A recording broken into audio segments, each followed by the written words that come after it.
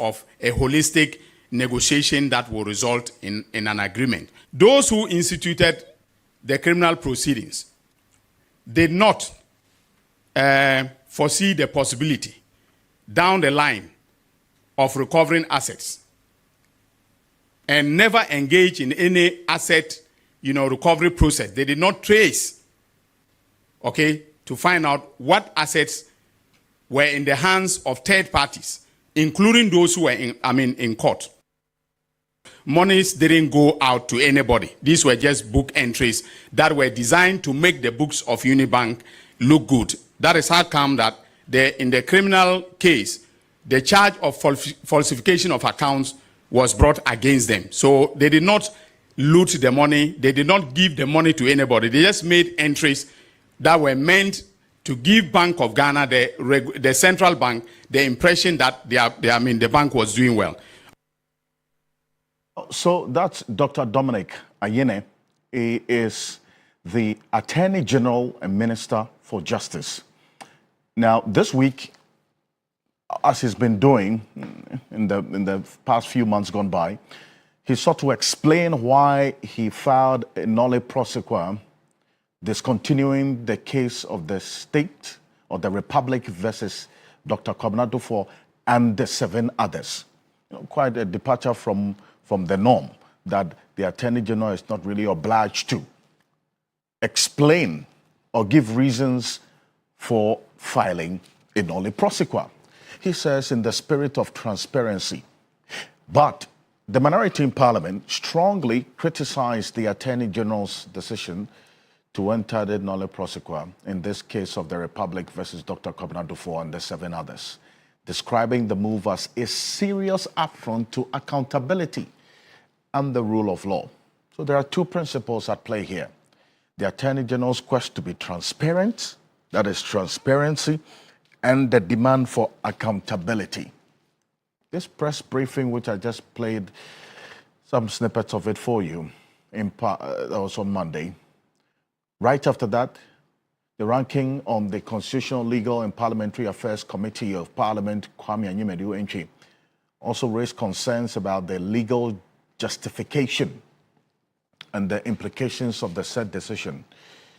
There are those as well who have indeed gotten into how this case started entirely and why this must be of concern to many who are also looking at especially the entire banking sector cleanup and the specific instances involving Uni Bank. This morning we would have a conversation of whether this sets a precedent or the Attorney General was left with no other choice than to do this. We would have a conversation here on Key Point. He says that after assessing the facts before him, if the state had pursued this case even much longer, just like the case of the Bidge, we could have probably not had anything in pursuing this case. We'll get into it here on Key Point. Also, this morning, we'll go to the troubled Boku region.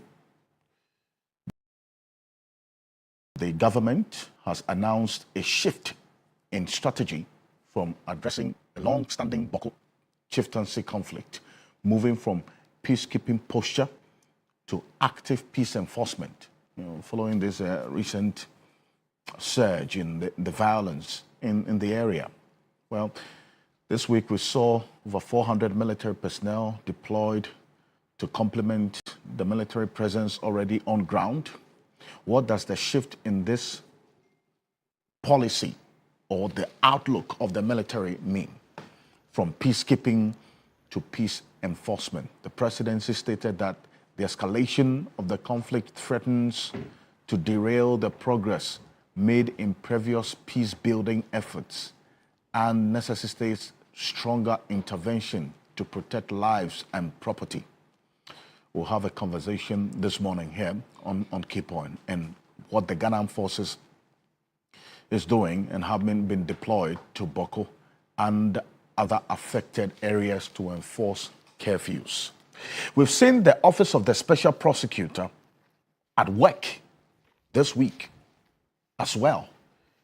We'll have a conversation this morning on the OSP and matters arising.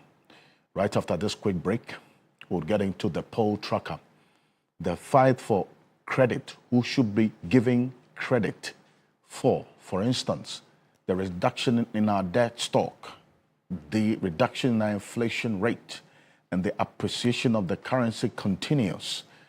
But the most important thing for you and I is how this can be sustained over the period. We're tracking the conversation of what was the case and what is now, and what measures have been put in place to achieve the improved economic indicators we are experiencing now. That's Poll Tracker after this quick break. We're live on 3FM 92.7, also on TV3 Ghana on Facebook. We're also live on the Voice of London radio in the heart of the city of London. This is the key point. We're back shortly after this quick break. My guests taking their seats already. My name is Alfred Ocansey. Welcome.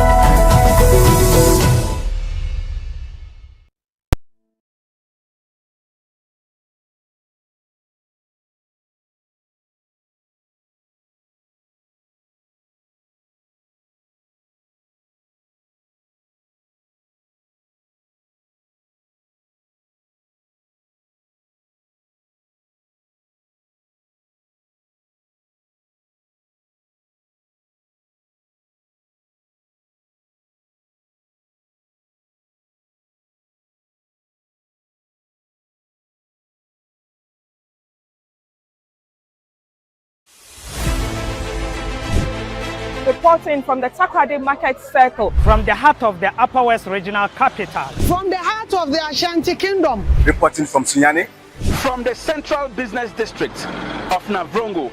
The parliamentarians are on recess. This is where it all unfolds, the moments that potentially alters the course of our nation and the world. These are the individuals we recognize, the voices we amplify, who appears on screen and who contributes behind the scenes.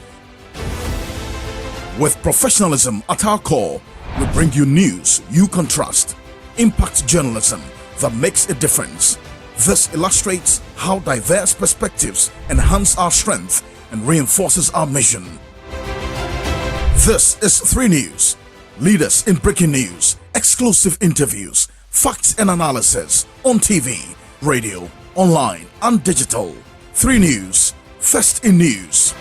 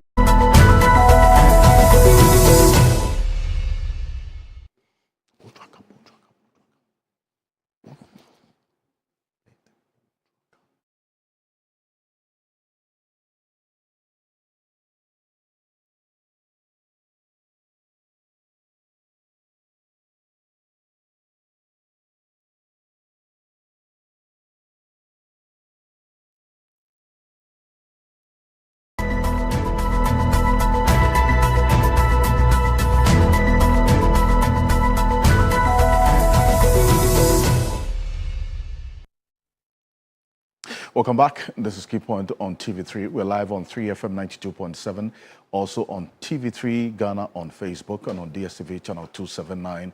We're all across the world on 3news.com. We're getting into the poll tracker now, and this is a segment that we introduced here on Key Point over the last few weeks. We're tracking your sentiments, also the conversation that has been about matters bordering on policy, politics, the economics, and issues that are of concern to you, the Ghanaian people. And on Poll Tracker, this is a data-driven conversation that captures with the most verifiable data the concerns and the views of you, the Ghanaian people, because in the end, when we talk about the state of the economy, it is not so much about what policymakers or the politician says, it's a lot more about how you feel. This week, this fight for credit as to who should take credit for where we are now in terms of the macroeconomic indicators and then the general economic well-being that this economy is going through continues. The minority this week addressed a press conference to respond to the mid-year budget review, specifically about a number of issues: the debt, the public debt stock that has reduced, the cedi that is appreciating in value, and then also inflation that we've seen go down consistently over the period. This is what Dr. Kasiel Atufosin, the finance minister, said specifically about the public debt. Take a look. Take you to public debt development. Public debt development. Right, Honorable Speaker, our commitment to fiscal discipline, through prudent debt management and exchange rate appreciation has resulted in a significant improvement in Ghana's debt profile. Public debt reduced from 726.7 billion as at end December 2024 to 613 billion as at end June 2025. Mr. Speaker, Ghana's public debt reduced by 113.7 billion Ghana cedis in 6 months. Mr. Speaker, for the first time in Ghana's history, there is a negative 15.6% rate of debt accumulation. Right, Honorable Speaker, Ghana's public debt to GDP ratio as at end June 2025 was 43.8% from the 61.8% of end December 2024. Mr. Speaker, Ghana's public debt as a percentage of GDP reduced by 18% of GDP in the last 6 months.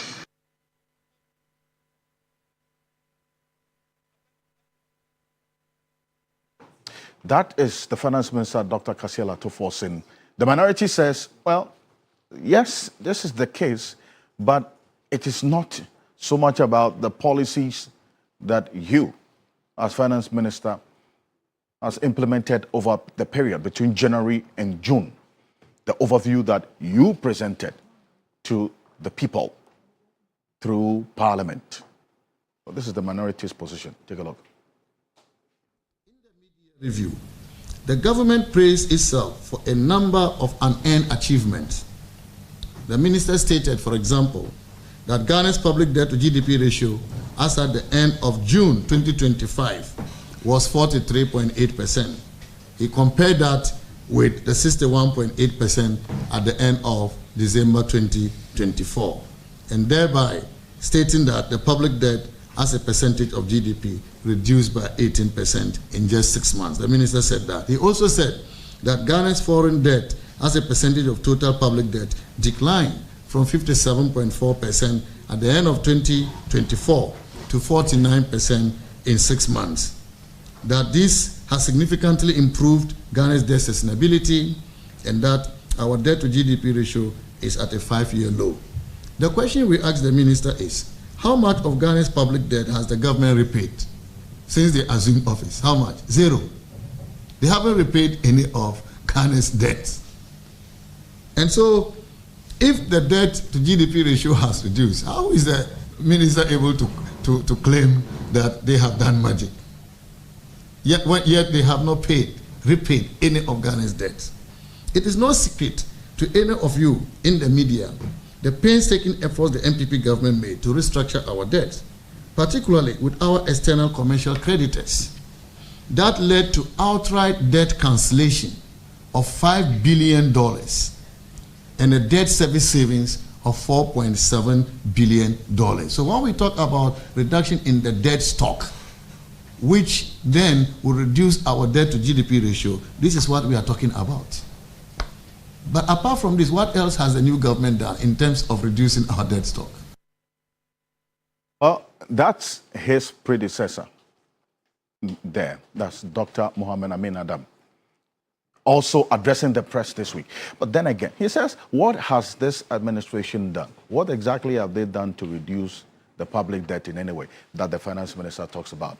And this is it. This is what we have been tracking over the period. It is indeed the case, and let's put it on the screen, that when it comes to the public debt stock, in terms of debt to GDP, it is indeed the case that it has reduced from the 61.8% debt to GDP in December 2024 to, as of end of June 2025, 43.8%.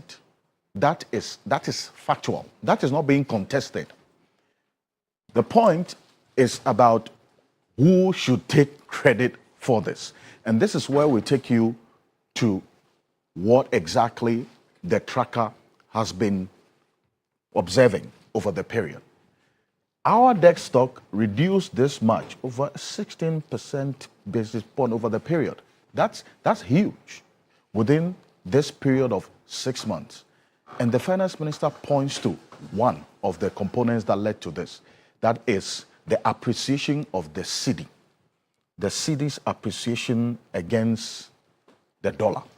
This. You know why? Because in January, when this administration took over, and this we are looking at the forex rate, not the interbank, because that was another issue as well that the minority raised, that they've had 17 cedis as of January.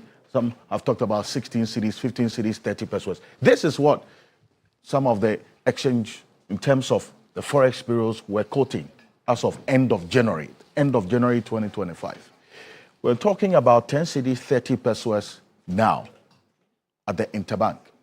Now, if you look at how this impacts on the debt stock that we are talking about, and there's a reason. Because part of our public debt is held in dollars. That's our external debt component. So when the cedi appreciates in value, or when the cedi is doing well against the dollar, as we've seen, it would directly impact on our external public debts held in dollar terms. And we've seen, as a result of this appreciation of the cedi, our external debt stock has reduced by 150 billion cedis. 150 billion cedis. That is not also being contested. Now, between January and June, that this cedi has appreciated this much. Who then should be taking the credit for this? Joe Jackson is a financial analyst. He's been looking at what I have put here and what the financials says. He's joining us in the studio as the CEO of Daylex Finance. Mr. Jackson, good morning. Thank you for joining us. Good morning. It's good to be here. Look at this. And the public debt stock and the fight about who should take credit for the reduction that we have seen in the public debt stock. The minority says, look, within this period, this administration cannot take credit for this appreciable reduction in the public debt stock as we have seen, much as a result of the appreciation of the cedi. What's your verdict? Martin is not here. Who takes credit for the appreciation of the cedi? I don't think we can dispute the fact that the appreciation of the cedi has had a significant effect on our debt stock. But who should take credit for the appreciation of the cedi? Who? It has to be the government. It has to be the current managers of the economy. Simply because, yes, we could argue that the stars have aligned and that the external factors have played a role. But there is definitely a role to discipline. the discipline that has been applied in the management of our finances, the discipline that has been applied to keep our reserves at the level at which they have been to support the cedi. Remember that the cedi's appreciation cannot be treated as if it was honey that dropped down from heaven and dropped into our mouths. That's not what happened. Some actions took place, some external activity, external environment also happened to favor that. We have to agree on that and say whoever takes credit for the cedi, appreciation of the cedi, should also take credit for the. It's like telling me that inflation has dropped because the cedi has appreciated, and then say, in that case, the inflation is there in a vacuum. The drop in inflation is just because the cedi has appreciated. Somebody caused the cedi to appreciate. Some events cause the cedi to appreciate. Somebody's discipline and committed action happened. And we have to give the person credit. And you see, because the day things go bad, that same person will be laid up on the table and given. In terms of nominal values, in December 2024, the public debt stock was 726.7 billion. Yes. That is what was handed over to this administration. As of the end of June 2025, it has reduced to 613 billion, thereabout. 113.7 billion cedis reduction.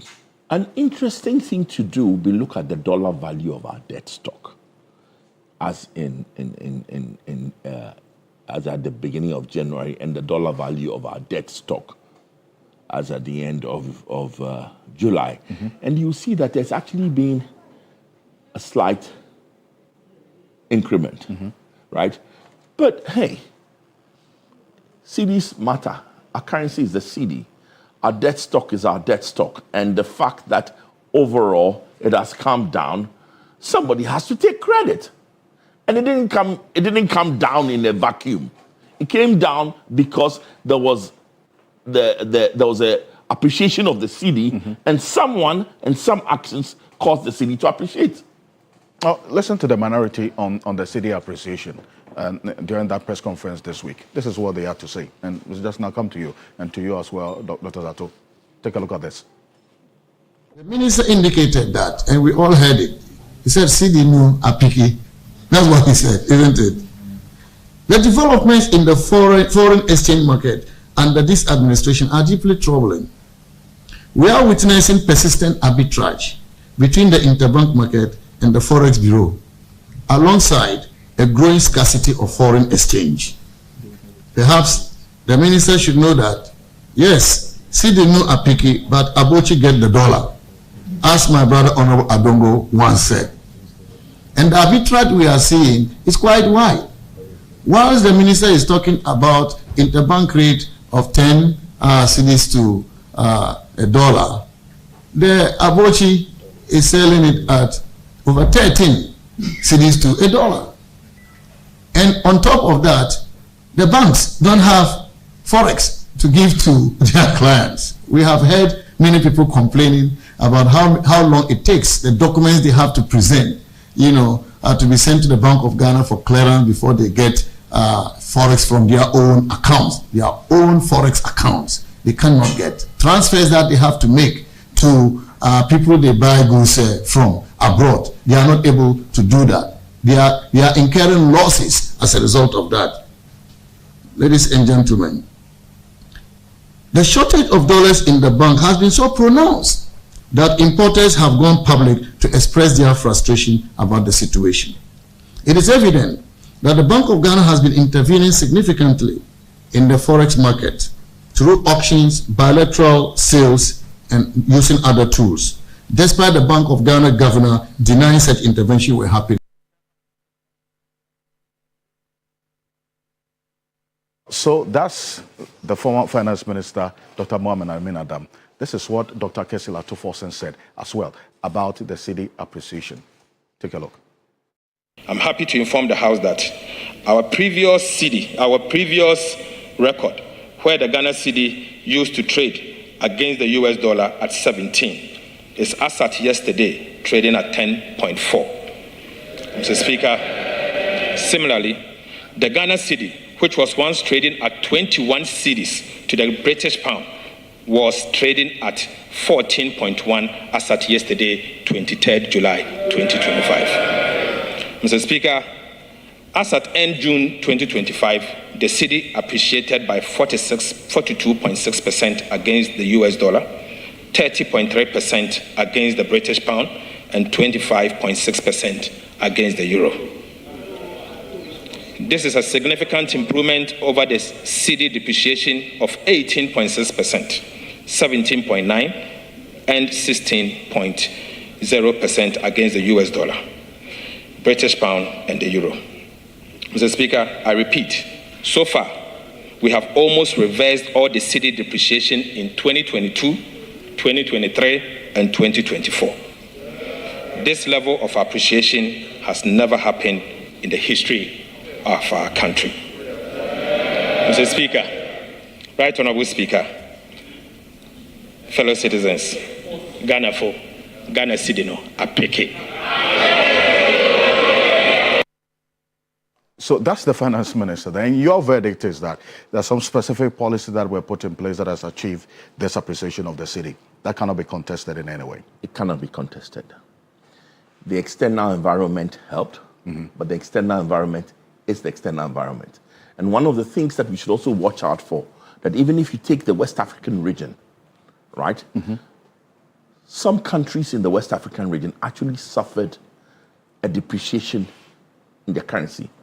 Nigeria, some got an appreciation, but nowhere near what we got. So obviously, there were certain unique circumstances about Ghana and certain policy actions and discipline that got us to where we are now. And you cannot argue with that. Right.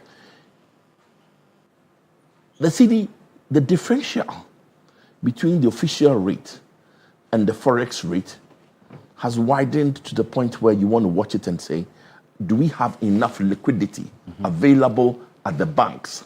Because you see, nobody goes to the forex by choice. It's if you can't get it from your bank. And so that widening gap we should look at. But even with the widening gap, it still shows a significant appreciation that you cannot dispute. I see. And the widening gap is what you talk about, because you hear that concern raised as well about the availability of the dollar. That he refers to Abochi, that Abochi has it. But then again, the banks also, some businesses will go to the banks and say they can't get dollars.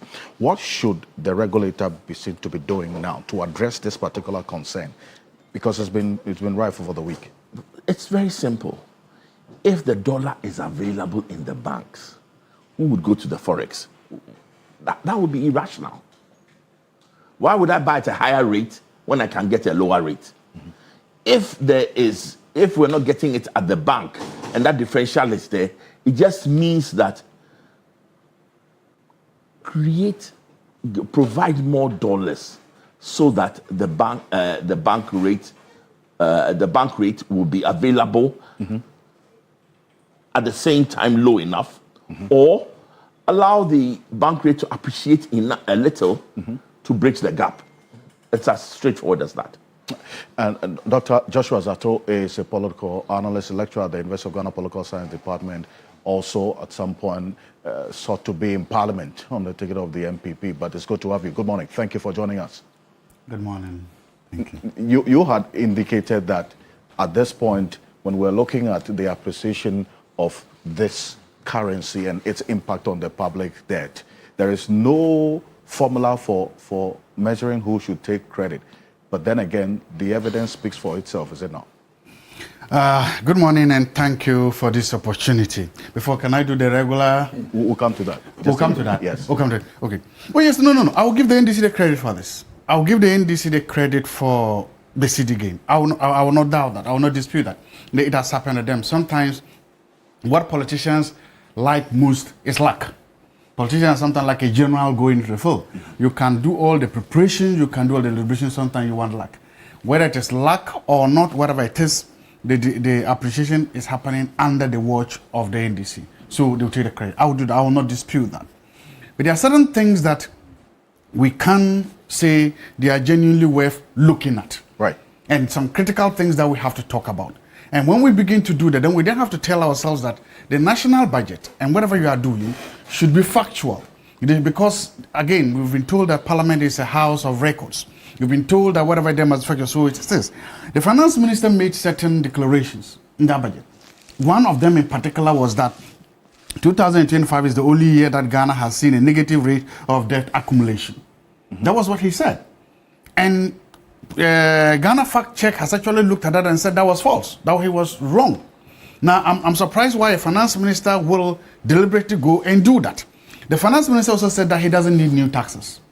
But there are some studies that have shown that about 10 or 8 new taxes or levies, other things have been introduced or have been approved or have been allowed to continue to go on. In this, and then finally, budget?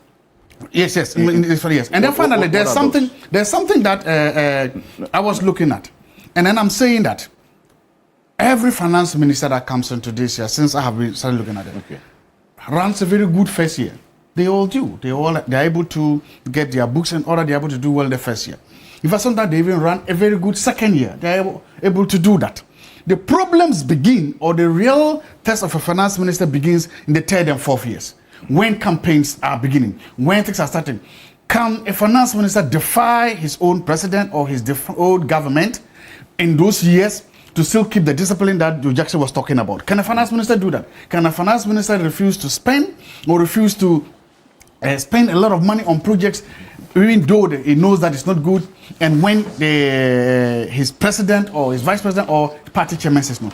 And I think that is the real test, because again, you can do a historical analysis and you realize that every new finance minister enjoys this first week. Well, because you referenced a particular study that says 8 to 10 new taxes or levies have been introduced in this mid-year budget. I want to know, which 8 to 10 levies and taxes are you talking about? Well, I've been the 8% of petroleum products is a tax. 8% petroleum? There's an average. The D levy is a tax, right? No, but that's not 8%. It's up to 8 to 9%. It's an average of 8. If you look at all the whole taxes given, or the increase, eventually what consumers have, how much are consumers paid? Okay, I agree. 1% increase in taxes. I agree with that. There's supposed to be up to 30 to 40% increase in all government services. That is another one. There is a 21.9 VAT on non-life insurance premium. So these are just some of them. I can continue the list, but these are some of them. Okay. There is supposed to be an increase in special import levy from 1 to 2% on. Again, there is supposed to be increase in marine oil gas. So these are some taxes. So all those are there, and we were told by the finance that he will not impose taxes, but these are taxes that have come in. I'm saying that the point I'm making is that, again, let me go back. There are certain things that we're told. These are taxes, they've come in. We're told that, again, as I was saying, that you said this was the only year, but the evidence proved that it is not. It has 700 years. But so you see, there was some intent. You see, sometimes when the finance minister is reading the budget, he gives reasons for specific policies. The marine gas levy that you talk about was to check smuggling, because prior to this moment, there was some subsidies on marine gas, of which I'm sure you're aware. Yes. Okay, and as a result of those subsidies, that encouraged some smuggling, which led to, in fact, government losing revenue. And to check the smuggling, they introduced this. So the intent behind the levy also is very important in analyzing the exact impact and context of the levy. I agree with you. No finance minister introduced a tax because he's bored. No finance minister introduced a tax because he has money to do. No. Look, every single finance minister can justify why he or she introduced a tax. Secondly, a tax is a policy tool. Policy tools can be used: 1, encourage consumption of a good; 2, discourage consumption of a good; 3, raise taxes, raise revenue. Either way, you can find, and I say you can go on with some of the tax I've talked about: introduction of the road living, extension of the. You mean the road toll? Okay, what I'm saying is this. Taxes, a tax is a policy tool.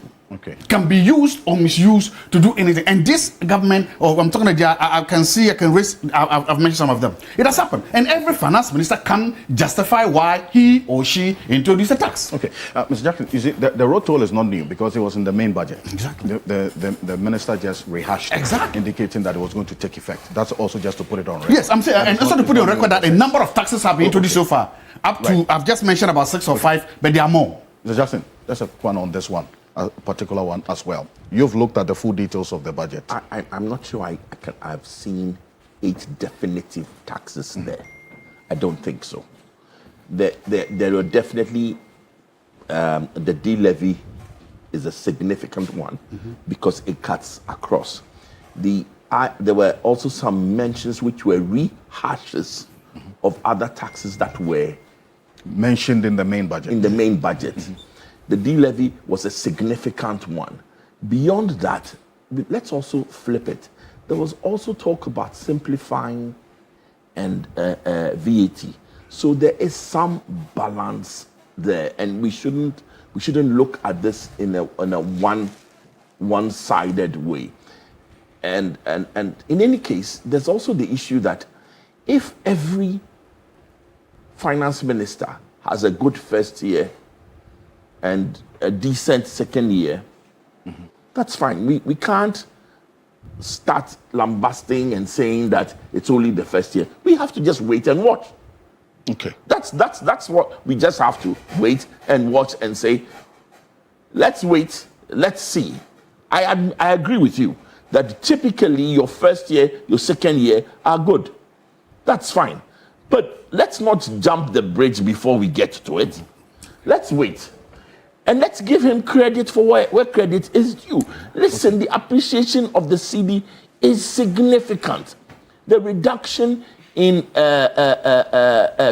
debt service due to the reduction in T-bill rates is significant. The discipline shown is significant. I would say, go ahead. We encourage you. We support you. Let's keep at this, rather than say it's only the first year. But in any case, it's politics. The opposition is not here to join in the praise singing. The opposition is here to be the opposition. So I don't even begrudge them that. Dr. Richard Amakoba is here. He is a political analyst as well as a lecturer. It's good to have you. Thank you so much for joining us. Thank you for having me. The economy is not so much about what the manager says, it's about how you feel, is it not? What's your verdict? Well, we are just talking on the side of the main issue. Who did it? Who did it? The point is the cedi has come up. How did it come up? I would say it's the watchman. The watchman did it, yes. If they want to say nobody did anything, I'll attribute to the watchman. Would that make people happy? No. If you are an opposition, your job is to oppose. It doesn't mean you should oppose everything, even if it's obvious, right? If the watchman did it and it's up, give it to the watchman. So what? It's still up. That's all. And so if I were to advise the opposition, I'll tell them, don't say it. Just let them have it. Don't say anything. Because it has happened under their watch. They should take credit for it. Whom do you want to take credit for it? Nobody. But the thing has happened. And so that's how you have to look at it. And so when we keep at it like this way, we are wasting time. What we have to do is to help the government to be disciplined, even more disciplined, so that going forward, they keep doing the same things they've been doing. That's it, and more. Austin Bracco Powers is a private legal practitioner joining us as well. What's your verdict on this? Quick one. Alfred, for me, I think there are several factors that need to be considered. And one of it has to do with the fact that this government came in at a time when the city was in a bad shape.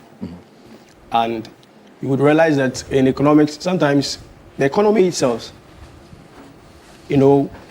acknowledge, sometimes the economy would appreciate or will even shake based on election outcome. Yes.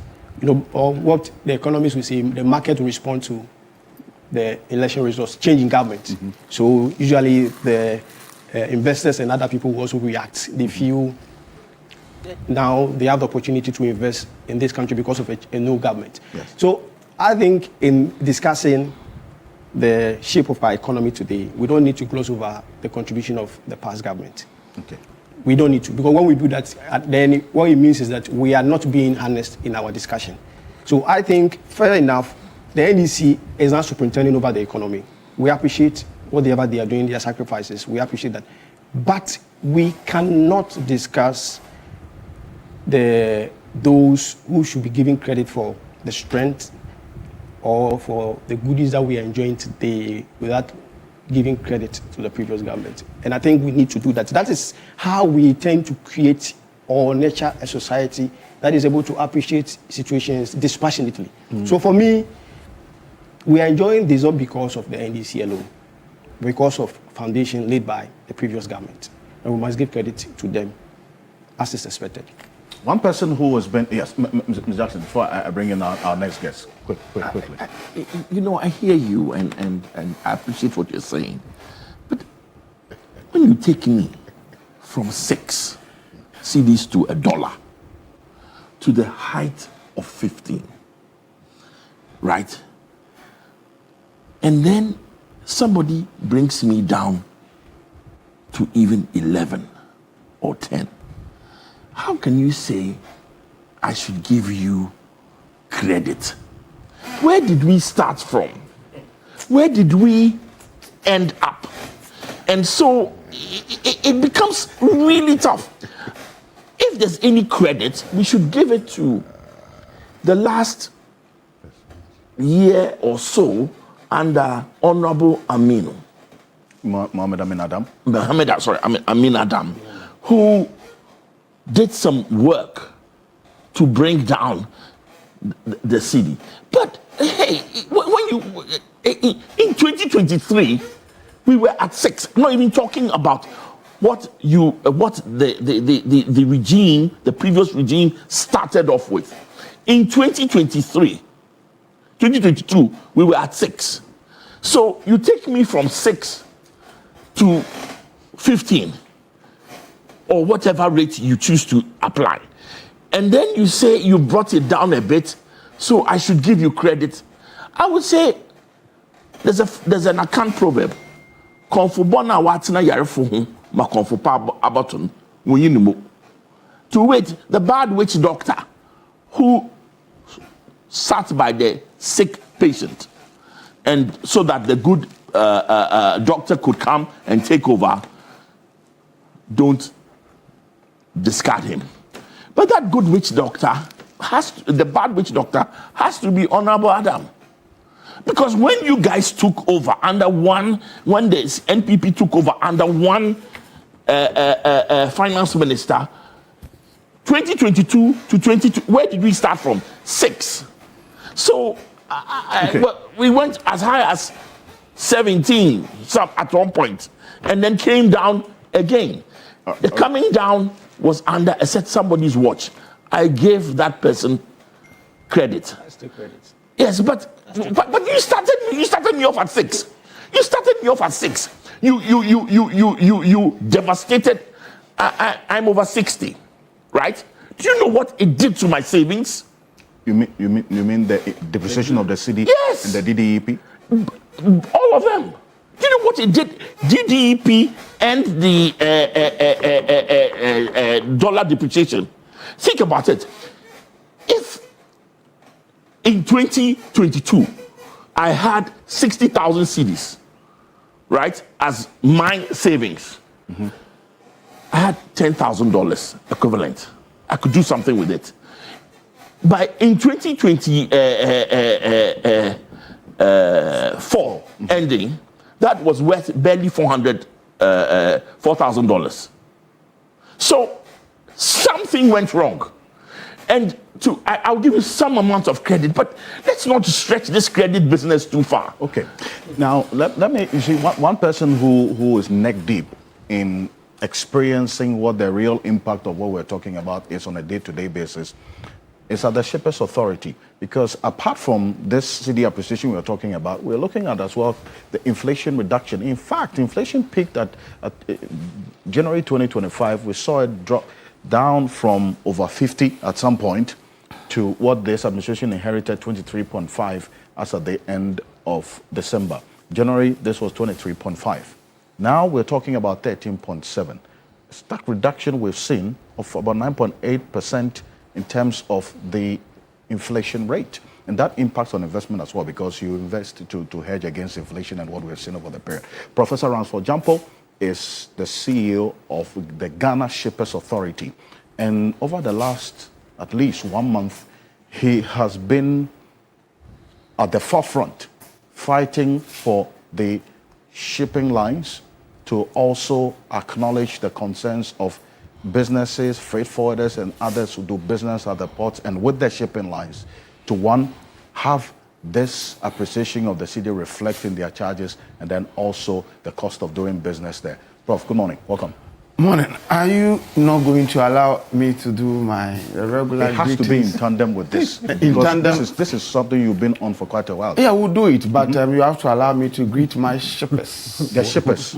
Will you do to indulge me? That shouldn't be long. It will not be long. Just to say that kind regards and greetings to the shippers that we are working with. You know, beyond what we did to get the Bank of Ghana to issue the directive that that was aimed at checking the arbitrariness in the usage of the exchange rates by some shipping lines, we've set up also some monitoring task force to go around to monitor compliance, so that it will not be that some directive has been given and some people are doing whatever pleases them. And so just to alert the shippers that we are doing this to monitor compliance. It is part of President Mahama's vision to bring down the cost of doing business. And so we are doing all we can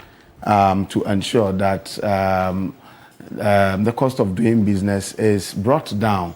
At the moment, our Act, the Ghana Shippers Authority Act, mandates us to receive charges from service providers at the port, including shipping lines, and to approve or to disapprove of them. So last week I wrote a couple of letters demanding that they bring their charges for us to review. Some have responded, and we are going to look at the justifications that they have provided. Taxes and levies that are, levies and charges that are not justifiable, we'll scrap them, we'll disallow them. Those that are unreasonably high, we'll negotiate that they be brought down. And then another important cost, another important factor that fits into the cost of doing business is the unnecessary delays that take place at the ports. If you want to clear your goods, some will take 5 days, some 7 days. Yesterday, I convened a meeting to look at this, and some are taking as long as 53 days to clear goods. And all these things would, yes, it would attract unnecessary demurrage. And the demurrage, what is annoying about that is that the demurrage does not come to the country. It goes to other people's, country. And so we are doing all we can, and like I said yesterday, I convened a meeting to look at this. The idea is to be able to work with stakeholders to reduce the number of days that it takes for goods to be cleared, so that unnecessary demurrage would not be attracted. So it's been good so far. Special thanks to some of my new friends I've found in the industry: Asaki Aringobit, Ajokatse, the Guta president and his vice president, Johnny Manti, and co. And then also special thanks to the chief of staff and his two deputies, Standogbe and Nana Oye, Bamfo Ado, for the wonderful orientation program they convened for CEOs. I attended, over this week. It was very insightful, aimed at preparing us to be able to do all we can, do our best to help President Mahama to deliver on what he's told Ghanaians he's going to do. And I want to say thank you to them. But what was the question? Now bring it. No, because whatever you have said now is in direct reflection, in fact, part of it. Part of it. Let me quickly say that. You see, let me quickly say that. You see, I think we should know that to every coin there are two sides. The politics of gaslighting and the politics of propaganda. We should know that we can do this in fledgling democracies. But as time goes on, democracy grows. And then as time goes on, the people who are the target of gaslighting and propaganda also grow. Recall that at one point in time when we were saying that things were very bad, those in power were saying things were very good. And it was a certain tug of war. But in the elections, the discerning Ghanaian gave a mandate, gave a certain voting pattern that corroborated what we were saying, that things were very bad. Okay, now that things are also good, or things are improving, we are told that nothing is being done. It is not reflective of anything. And it's not, well, I leave it to Ghanaians. You see, because at the end of the day, it is not about propaganda. It's not about gaslighting. It is about what the ordinary Ghanaian feel. And there is one thing that is important that we must put out there. That you see, I ask myself, if things improve, who benefits? Is it MPP? Is it NDC? Is it Ghanaians? Who benefits if things improve? We all stand to gain. And so my view is that rather than sounding cynical, rather than being pessimistic, I think the best thing to do as a people who stand to gain, all of us, from the improvement and from the development and from the way things are going, the best thing to do would be for us to pat those who are doing it on the shoulder and to encourage them that continue. Because when they're against, we all stand to gain. Okay, see, I went to Atu Forsen and I asked, Atu, how are you doing this? And he said, Prof, I am disciplined, I am not greedy, and I have the support of the president. He said, these are the three things. And do you know what it means for the president to pat you on your shoulder to say that you are doing well, keep it up? I went to the president too. And he said, Ransford, I know you will deliver. So keep on. And do you know what that means for me? It means that you cannot fail. You should continue. So my view is that rather than sounding pessimistic, let us rather encourage so that things are done in a manner that will translate into tangible developmental outcomes reflected in the lives of all of us. So that tomorrow, those who are also seeking to govern the country after the end of this regime, you'd also have things improved such that when you are placed there, you wouldn't be struggling. You have little to do to keep up the hope of the people of Ghana. So basically, I think that if it is good, it must be commended. If it is bad, we must talk about it. But so far, I think this government has done extremely well in restoring hope in the good people of Ghana and the kinds of things that are being done. The last time I was saying, I needed to pay some $500 to secure an accommodation somewhere because I was traveling. And they took close to 10,000 cedis from my money. About 2-3 months ago, I needed to pay same $500, and it had come to around 6,000 Ghana cedis. And I could feel the palpable impact of what is being done. So my view is that rather than success has a lot of fathers, failure has only one father. So it's okay if people say that commend the MPP for what they do, but you see, this is not something that must be demanded. It is something that must be spoken about after sober introspection. Okay, because we know how things were during the last administration, and we know how things are going. Okay, but if people are still demanding that, we leave it to the good conscience of the people of Ghana, because at the end of the day, governance is supposed to affect their daily lives. It is not about who takes the praise or who takes the blame. It's about the ordinary people of Ghana. And we have been interacting with them. I've been interacting beyond what I do. I try my best to also interact, go down.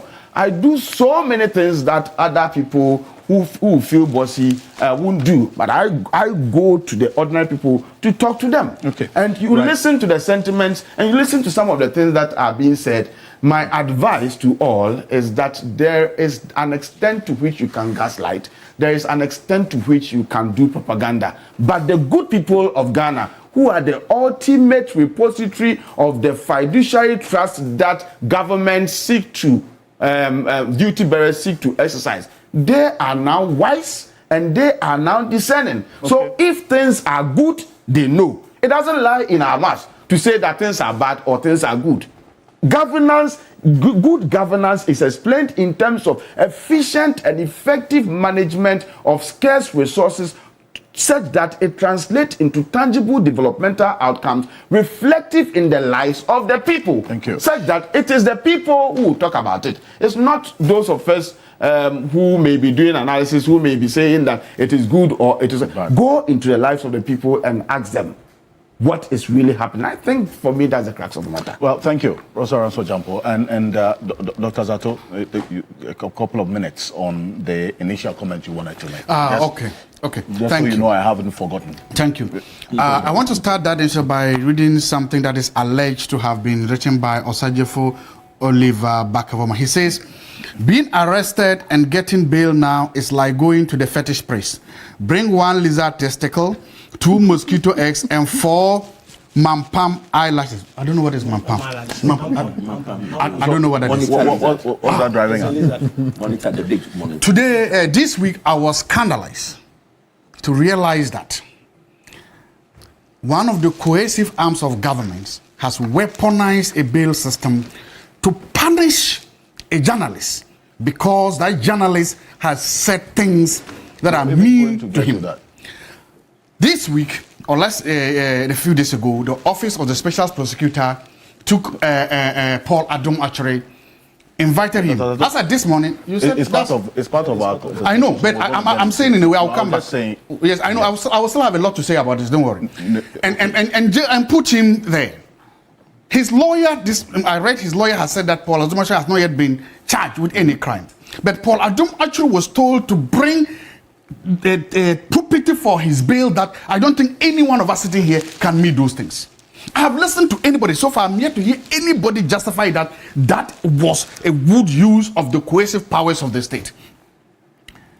Paul has a unique voice, and Paul has used his platform to contribute to the deepening of our democracy and to deepen our journalism in this country. To weaponize bail system in an attempt to silence him, to weaponize bail system in an attempt to cow him into docility, to weaponize the bail system in an attempt to punish somebody because you don't believe in him, is just impunity, it's just wicked, and it's vindictive. We have come far as a country, we must go beyond that. What Paul has gone through is an indictment on this democracy. What Paul has gone through is an indictment on journalism in this country, and what Paul has gone through should not be allowed to stand, because you cannot do that to people and just think that because you have power you can do it. It's not fair, it's not nice, and we shouldn't do that. Okay. Well, is that it? There's a little comment I want to make. Just a little comment. Now, can I go over my main? No. You said the initials, this you want to say. I've said it. I was indicating that was going to be a conversation. Okay, well, when I can still talk more. No, the head of research and communications, this statement that you have just made is one of the issues that he will be responding to as we go on. It's so that's wicked.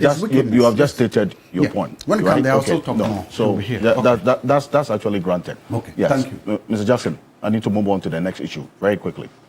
Okay, I'm just wondering that was Paul invited as a journalist? If you're going to have... Or he was invited as a...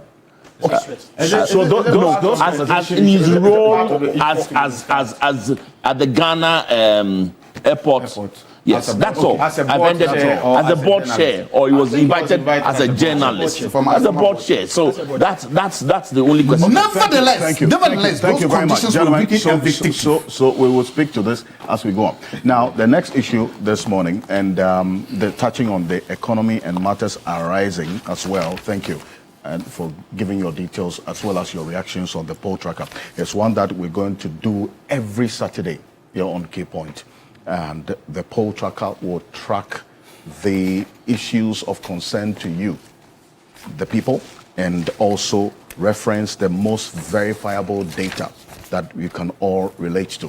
This week, the Attorney General has been on a path of giving reasons and explaining why he signs and then also decides to file a nolle prosequi in cases since he assumed office, even though the law does not require him to explain and give reasons for filing a discontinuation or taking a decision to discontinue a particular case between the Republic and any other party. Dr. Dominic Ayine says he wants to take a different path and also bring in some level of transparency. This week he addressed the press on the Dr. Kwabena Duffuor and 7 others, the Republic versus Dr. Kwabena Duffuor and 7 others, and why he decided, on behalf of the Republic, to file a nolle prosequi. This is Dr. Dominic Ayine at the accountability series this week on Monday. Take a look.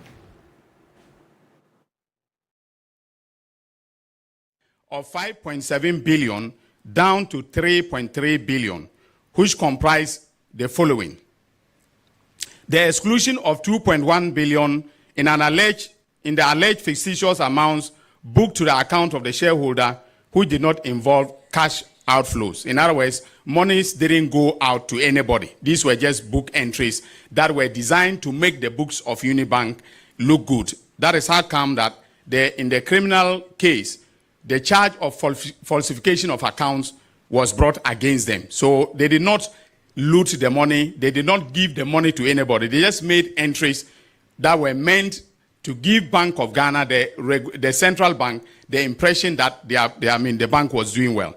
Okay. Then the exclusion of 0.3 billion relating to Unibank's placement with a SEC-regulated, SEC-related company currently in receivership, which is being pursued separately through the insolvency proceedings.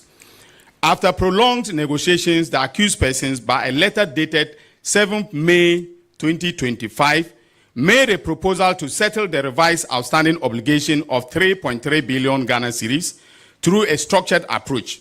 The accused persons offered to pay 2 billion Ghana cedis in full and final settlement of the outstanding obligations through the following arrangements: 800 million worth of assets to be transferred directly to Uni Bank, which is in receivership, which will now make that available to the Bank of Ghana.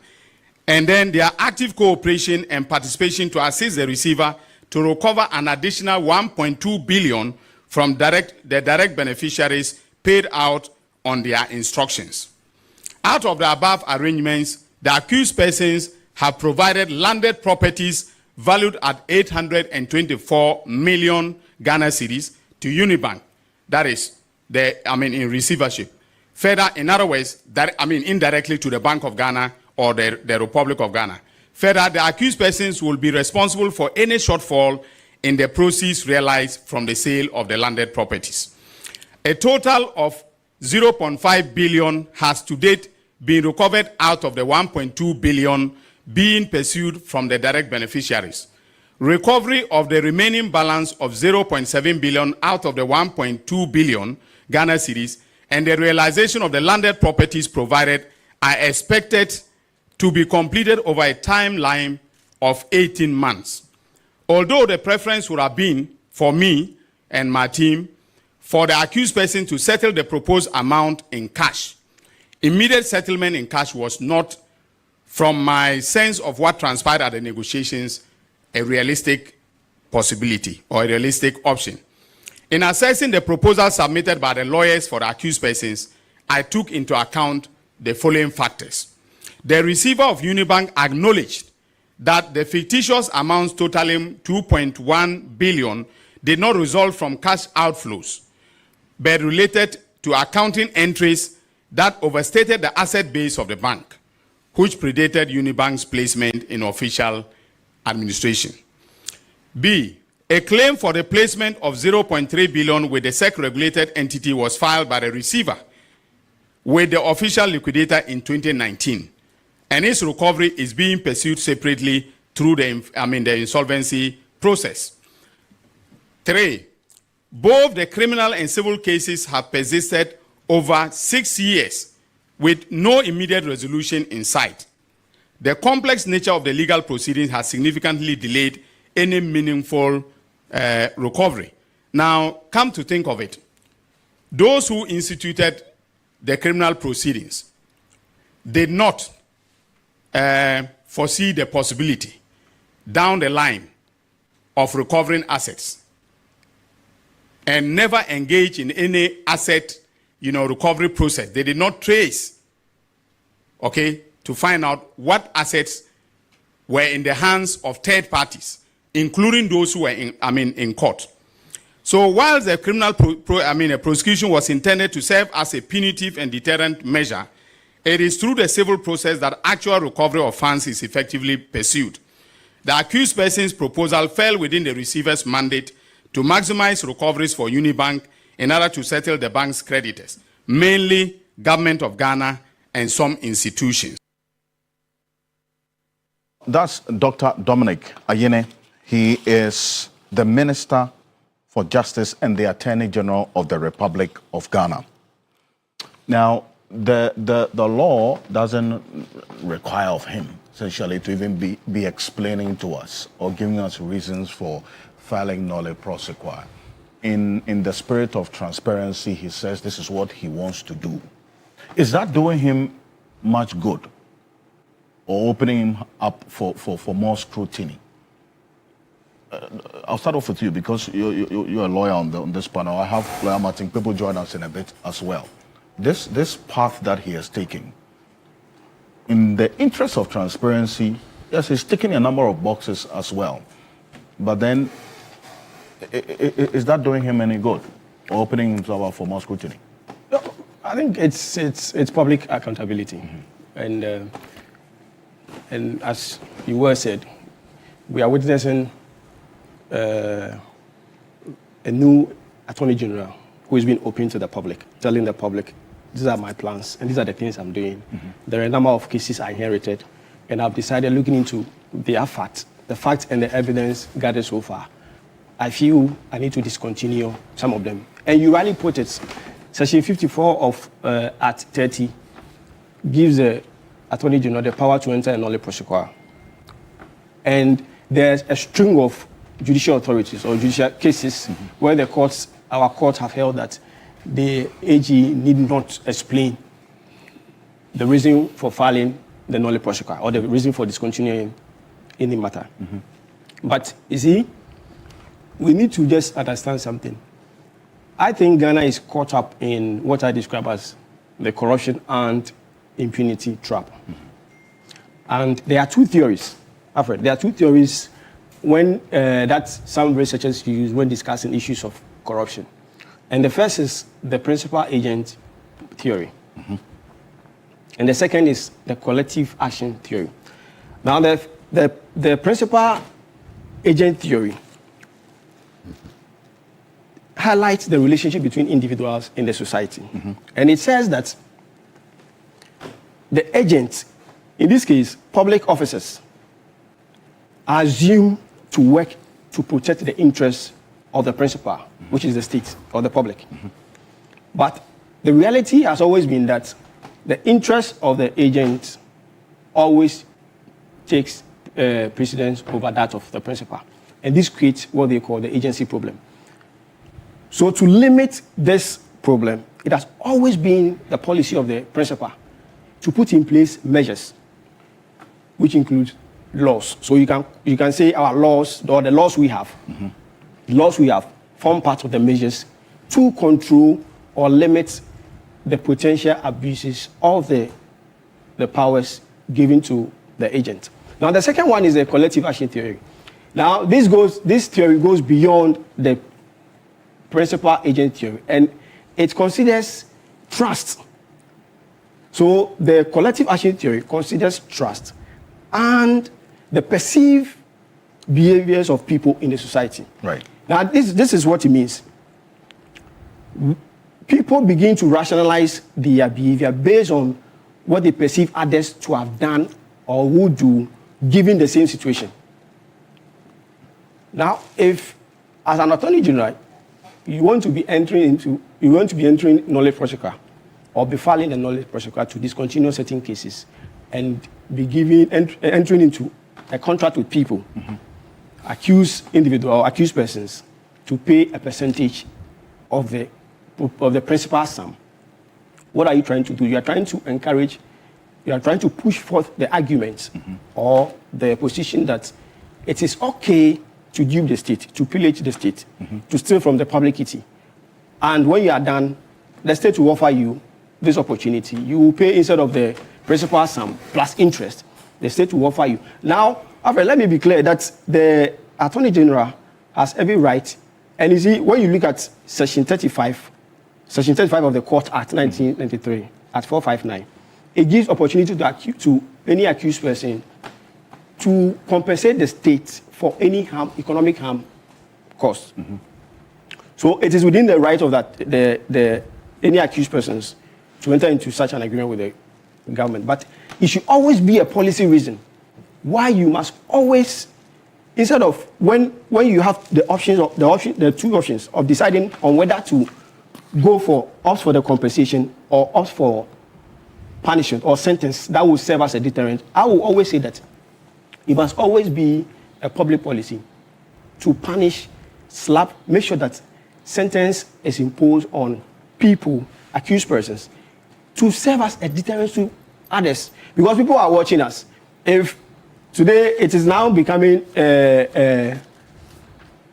maybe the new habit, the habits of this new, because let me put on record, this Attorney General has entered into more nolle prosecutions than within less than 6 months than any administration that I've witnessed. When they were just sworn in, within the space of few weeks, he entered into a string of nolle prosecutions just to discontinue cases against high-profile individuals in the NDC. But you see, after what I'm saying is that this trajectory is aiming to normalize corrupt practices. He indicated that the approach and the focus now is to ensure recovery, but not also water down deterrence as well. So if you have seen the path that this Attorney General is taking, and that's in tandem with the administration's recovery of all loot. So that recovery process is what has informed a number of these. You hear him talk about deals or some agreements that he's entered into some persons in other cases that he's investigating to, apart from reaching that deal, also serve as prosecution witnesses as well. How about that? Alfred, you see, the thing is that, like as I intimated earlier, if you have the two options of opting for one compensation and opting for sentence, I think it must always be in the interest of the society for the government to opt for the sentence. Why? So the question is, does Ghana need money? Obviously. But Ghana also need to, nurture corruptless people. What would be the need of having money if finally it will be supervised by people who have a corrupt mentality? If you have money, if you have a whole room filled with money, yet the people who are supervising the money are not men and women of integrity, what would be the use? Now, you see, when you look at Article 37(1) of the Constitution, it gives the state the opportunity to secure a good social order. A good social order in tandem with probity and accountability. Social order. So when we talk about social order, we are talking about a set of institutions that help to maintain and enforce norms and laws. And it is always you see, we have, as citizens, we have duties. When you look at Article 41F, we have a duty as citizens to protect the public, to protect public property. So when people fail to protect public property, it should always be in the interest of the government to punish them, to serve as a strong signal to others who are watching. And one of the aims of punishment is deterrence, to deter others. But often than not, the behaviors of Ghanaians today reflect on our government, past and present. So if we are not scared of corruption, it is because of the behaviors of our government. Because the government, as our government, past and present, have been lethargic towards this corruption fight. And we are witnessing one. If you have an option of, ORA says, okay, I will recover everything. But you must always know that in recovering, the sanction must be punitive. I'm not against recovering any money. Alfred, here's the thing. If you want to recover the money in the case of Dufour, BOG audit says 5.7 billion. The AG says it has been revised to 3.3 billion. So if you want to recover any money, and if you want it to be punitive enough, go for the 100% plus interest. So you see, that brings me to the next issue about the amounts that have been mentioned in this particular case. It's evolved.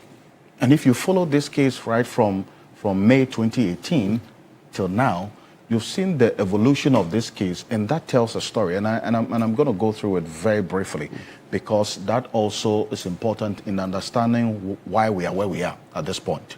Because a number of conversations that you have had on this case has been about the outcome, the decision that the Attorney General has arrived at.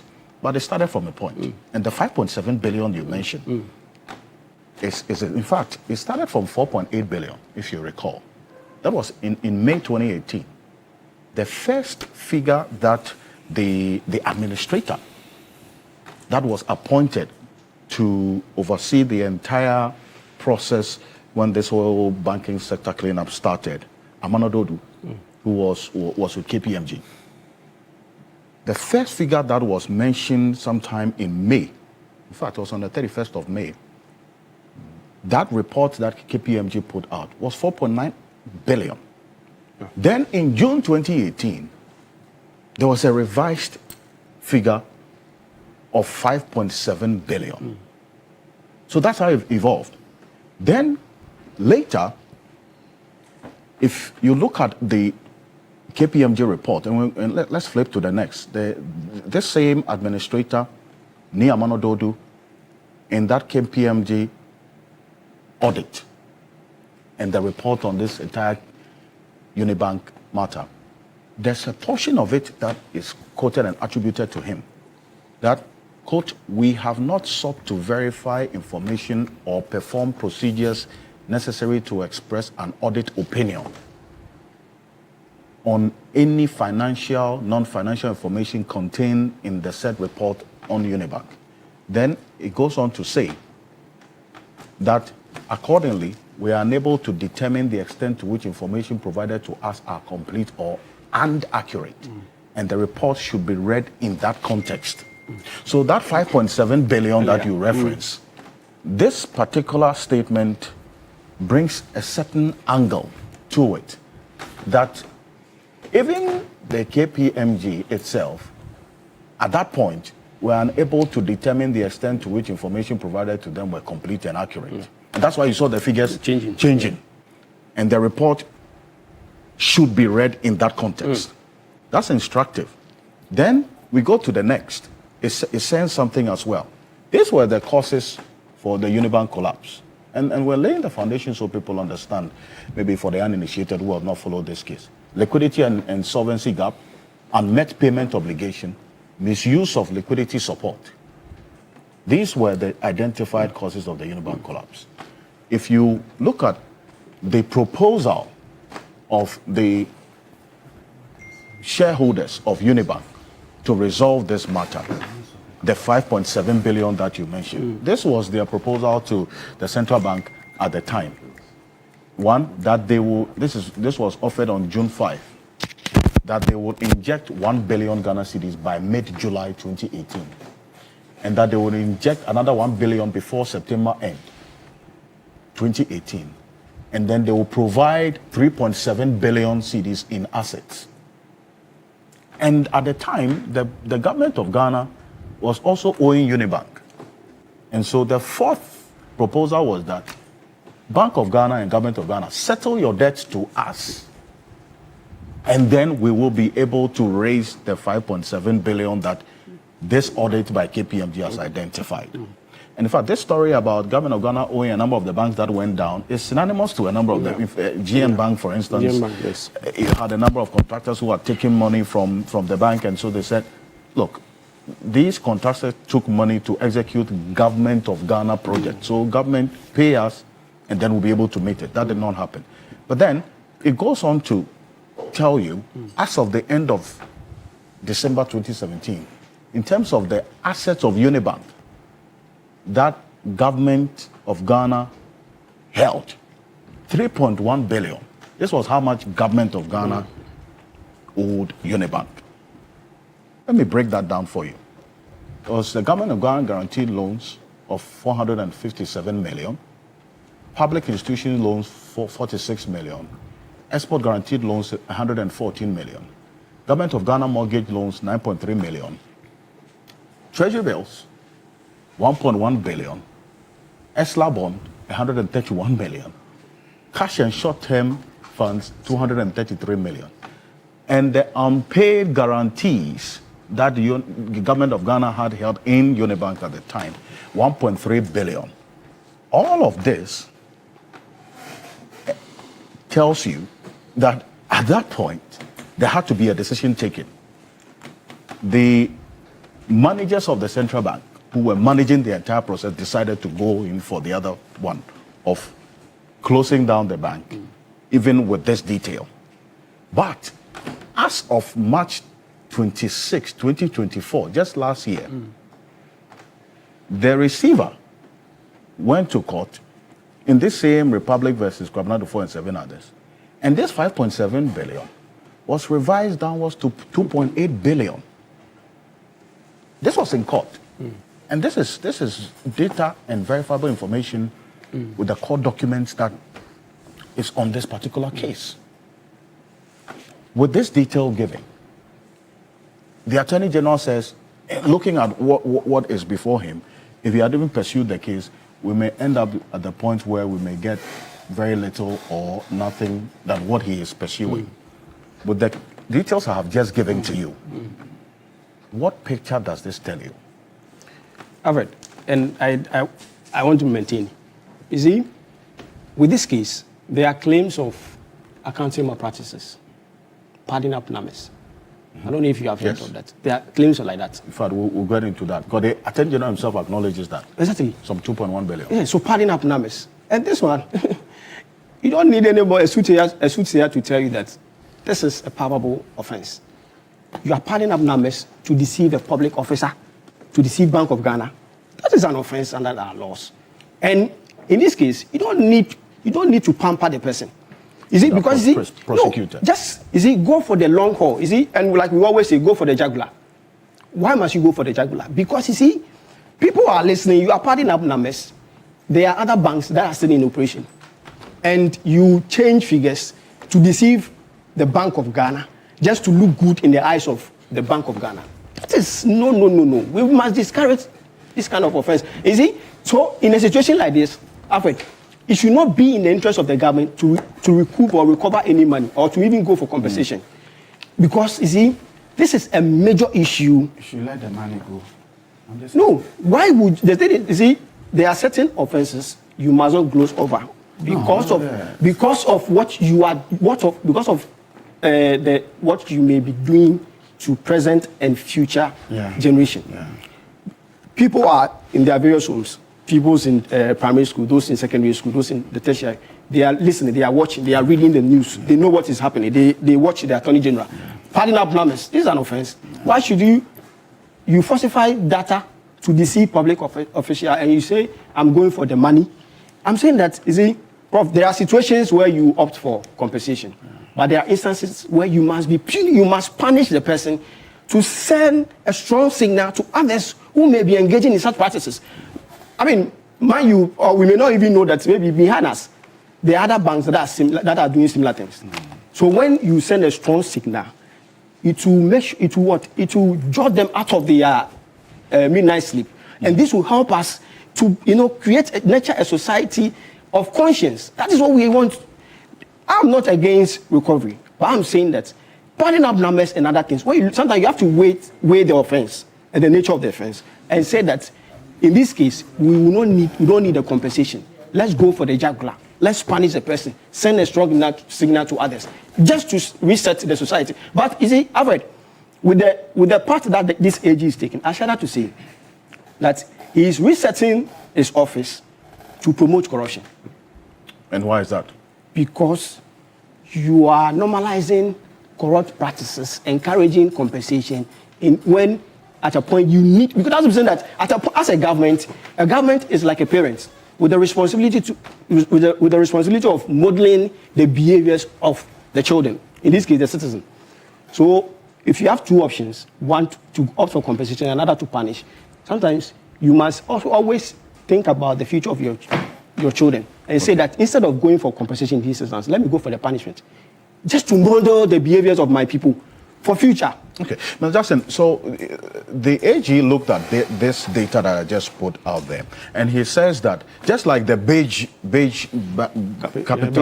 bank case, if they pursue this to this point, based on the data and information available to him, would end up getting very little or nothing. So on that basis, exercises discretion and entered the nolle prosequi, and then also had this agreement with the shareholders to pay this said amount.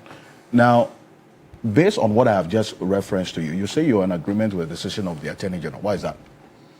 Let me start by just painting you a scenario. Mm-hmm. Our reality is that some 30 billion or thereabouts was spent on this banking cleanup.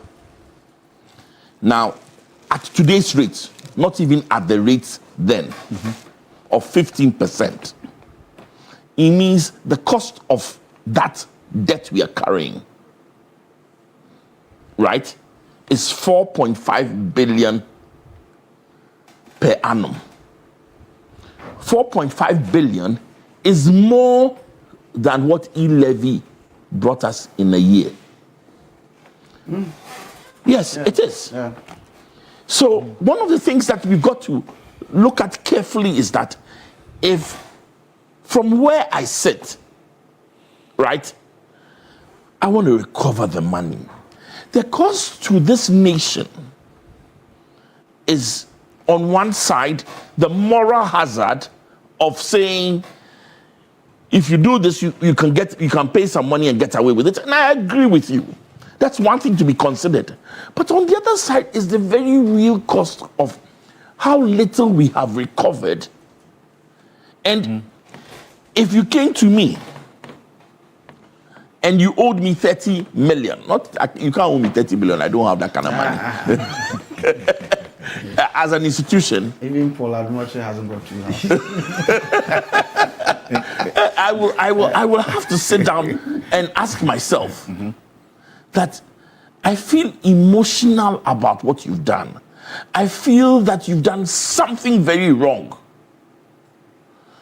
And yet the reality is that the debt is still there. The money has to be financed. And sometimes, painfully, I will take the money. The question then becomes, did the Attorney General get the best deal possible or not? That I can't sit here and answer.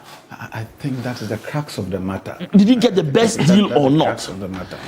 There are some parts of it that are thoroughly worrying. As a regulated institution, making false entries to the central bank, that one is problematic. Is really problematic. And I assure you, if the central bank knew I had done something like that for my institution, don't worry. He has friends in powerful places. No, please don't go there. Please don't go there. But the more important thing is this: we're really between a rock and a hard place.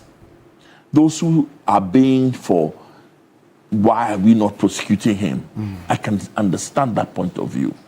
But as a finance person too, Charlie, the money is... And you see, the problem with jailing everybody is simply this. The day you say somebody should go to jail, right, his chiefs will march to Accra.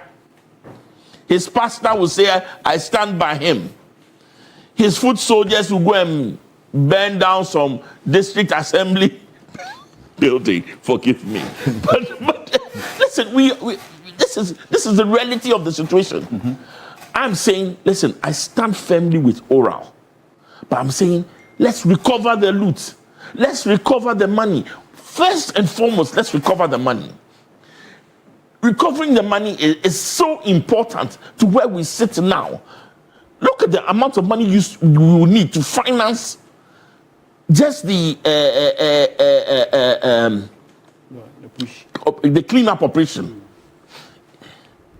Listen, we have to recover the money. The monies are so, and listen, those monies will make a difference in the life of every single Ghanaian. What we should do is that after we have recovered the money, don't turn around and make these people models of behavior. That we've recovered the money from them, let them sit in their corner and be ashamed of what they did. We should apply, of course, don't give them an appointment. Don't let them go and sit in my church harvest.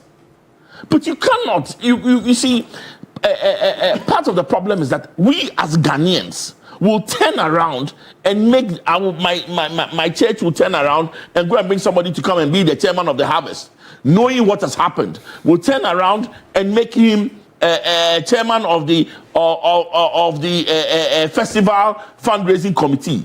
And those are the things that worry us. As a society, are we rejecting corruption? As a society, and it's a real question. If we are, let's show it. Not just in high places, but show it at the bottom. But at the moment, where I sit, Attorney General, collect my money. That money is mine. As much as it is yours, and it is yours, and it's yours, it is our money. Let's collect it. Because the cost of financing that debt is horrendous. The 3.3 billion, in fact, 30.3 billion. Yes. That is what the finance minister put to the cost of this. It is horrendous. And it is a real debt. It's not imagined. It's not padding figures. Oh, it is money that has gone out. Money that went out and helped create some of the crisis that we have faced over the last 3 years. Money that went out that sent inflation to 54% and over. Money that went out that depreciated the cedi. So collect the money. Collect it because we need it. You see, and Mr. Jackson, I say with you, I make reference to this and taking into consideration what Boku says. In his view, he would have rather opted for prosecution than compensation. But then the Attorney General is looking at the details of this court document and saying that, look, this is how much the government of Ghana at the time owed the bank. And the receiver, as of last year, went to court and revised this 5.7 billion down to 2.8 billion as of March 2024. So based on the details, the receiver in the previous regime. Yes, the receiver in the previous regime that supervised the entire process of Uni Bank and then this whole receivership. The 5.7 billion down to 2.8 billion, and then also the details of the government of Ghana's debt to the bank that has been collapsed as well. Does that change the dynamics for you? It does. It does. And you see, it does because it puts even the amount of money we spent on the cleanup. It puts us... listen, I firmly agree that the cleanup was necessary. Was the process we undertook, the actual mechanics of that process, was it right? now I have my doubts. But was the cleanup necessary? The financial sector was in a bad state. I mean, we've just heard the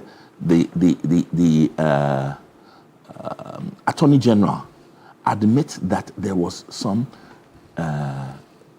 padding and falsifying of entries to the tune of 2.1 billion. Do we need any more, and that has not been contested, do we need any more evidence that the financial sector was in a really bad state? No.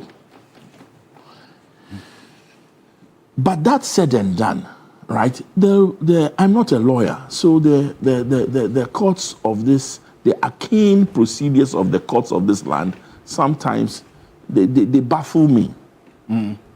And as a finance person, I tend to say, you give me my money, give me the cash, bring the money.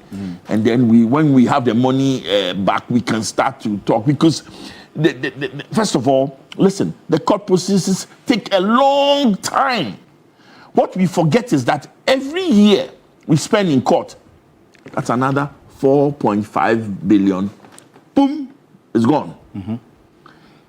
Send another year in court. So at some time, we've got to ask ourselves, do I cut down my losses, collect the money, and move on?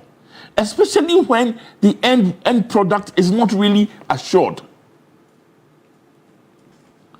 It's a tough decision, but I tend to think the only debate can be, did the Attorney General get the best deal possible?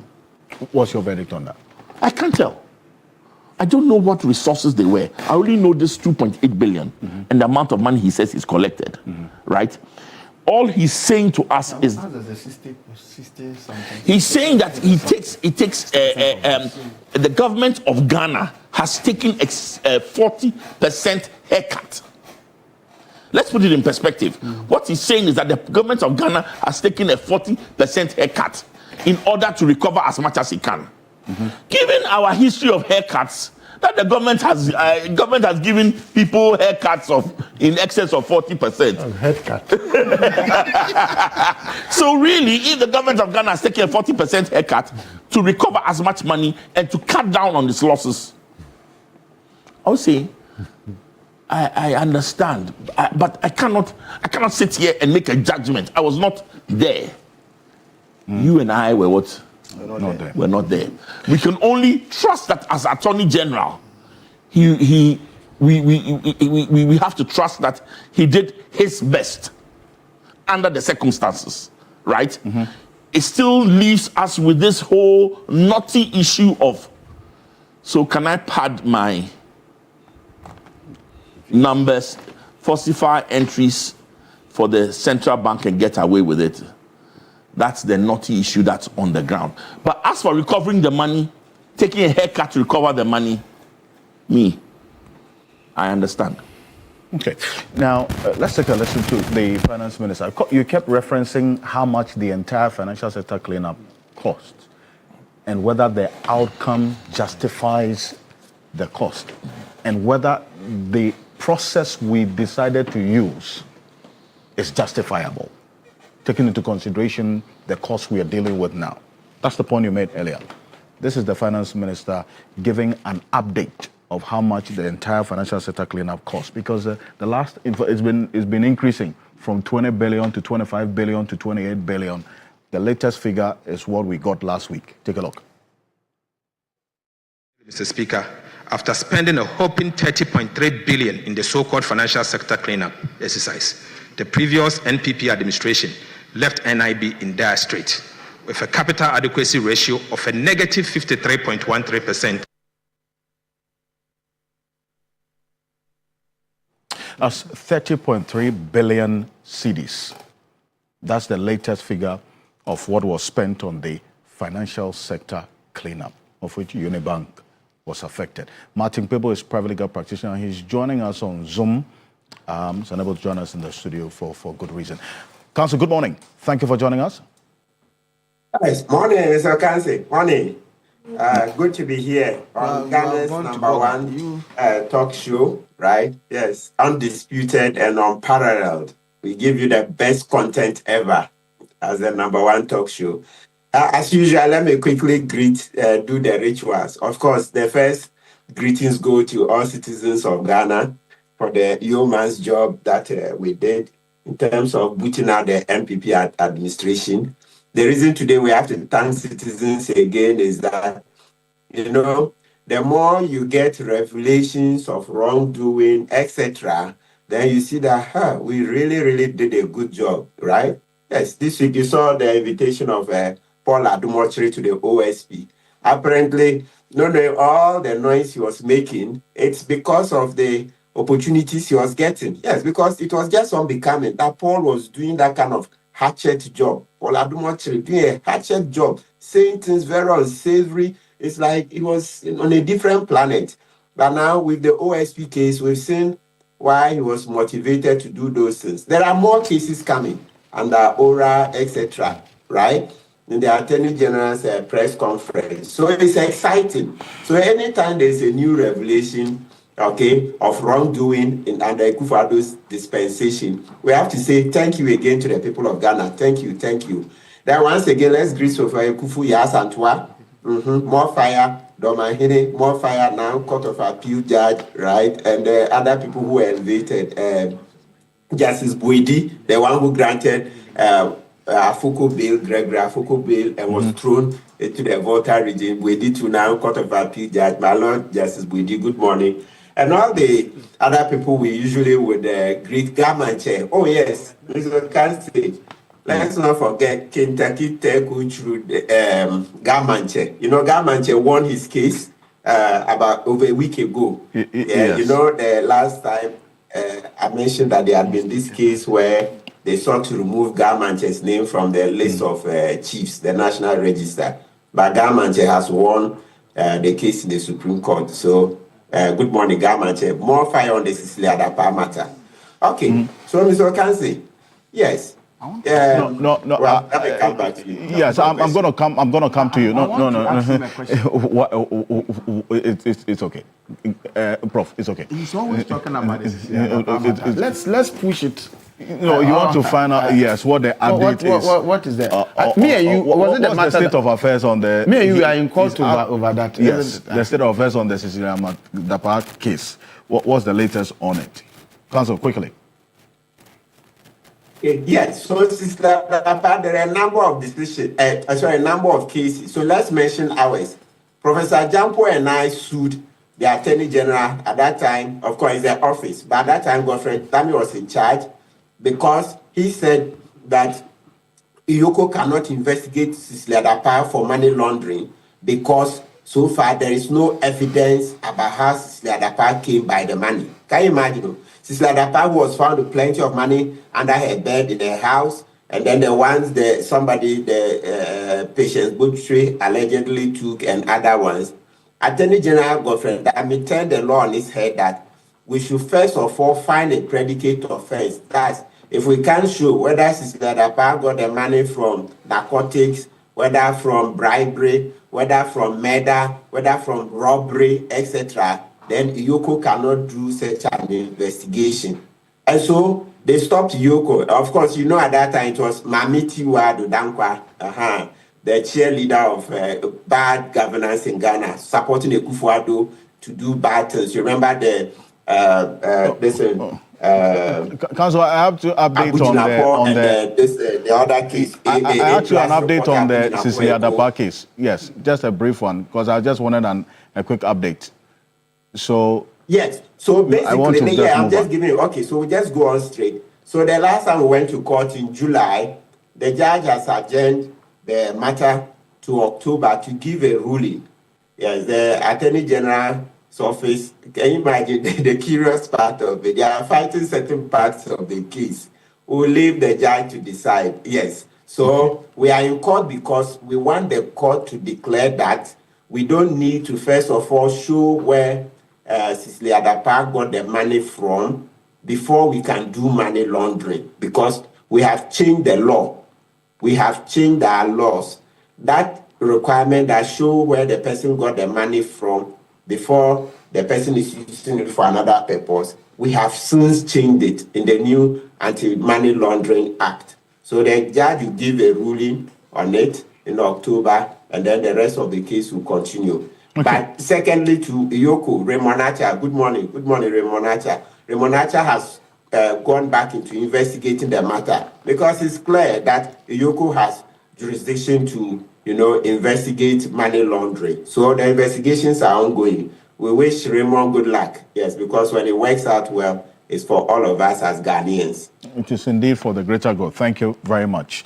And Dr. Amakoba, I'll come back to this particular bit on the decision by the Attorney General in this Uni Bank case, that is the Republic versus Dr. Dufo and the 7 others.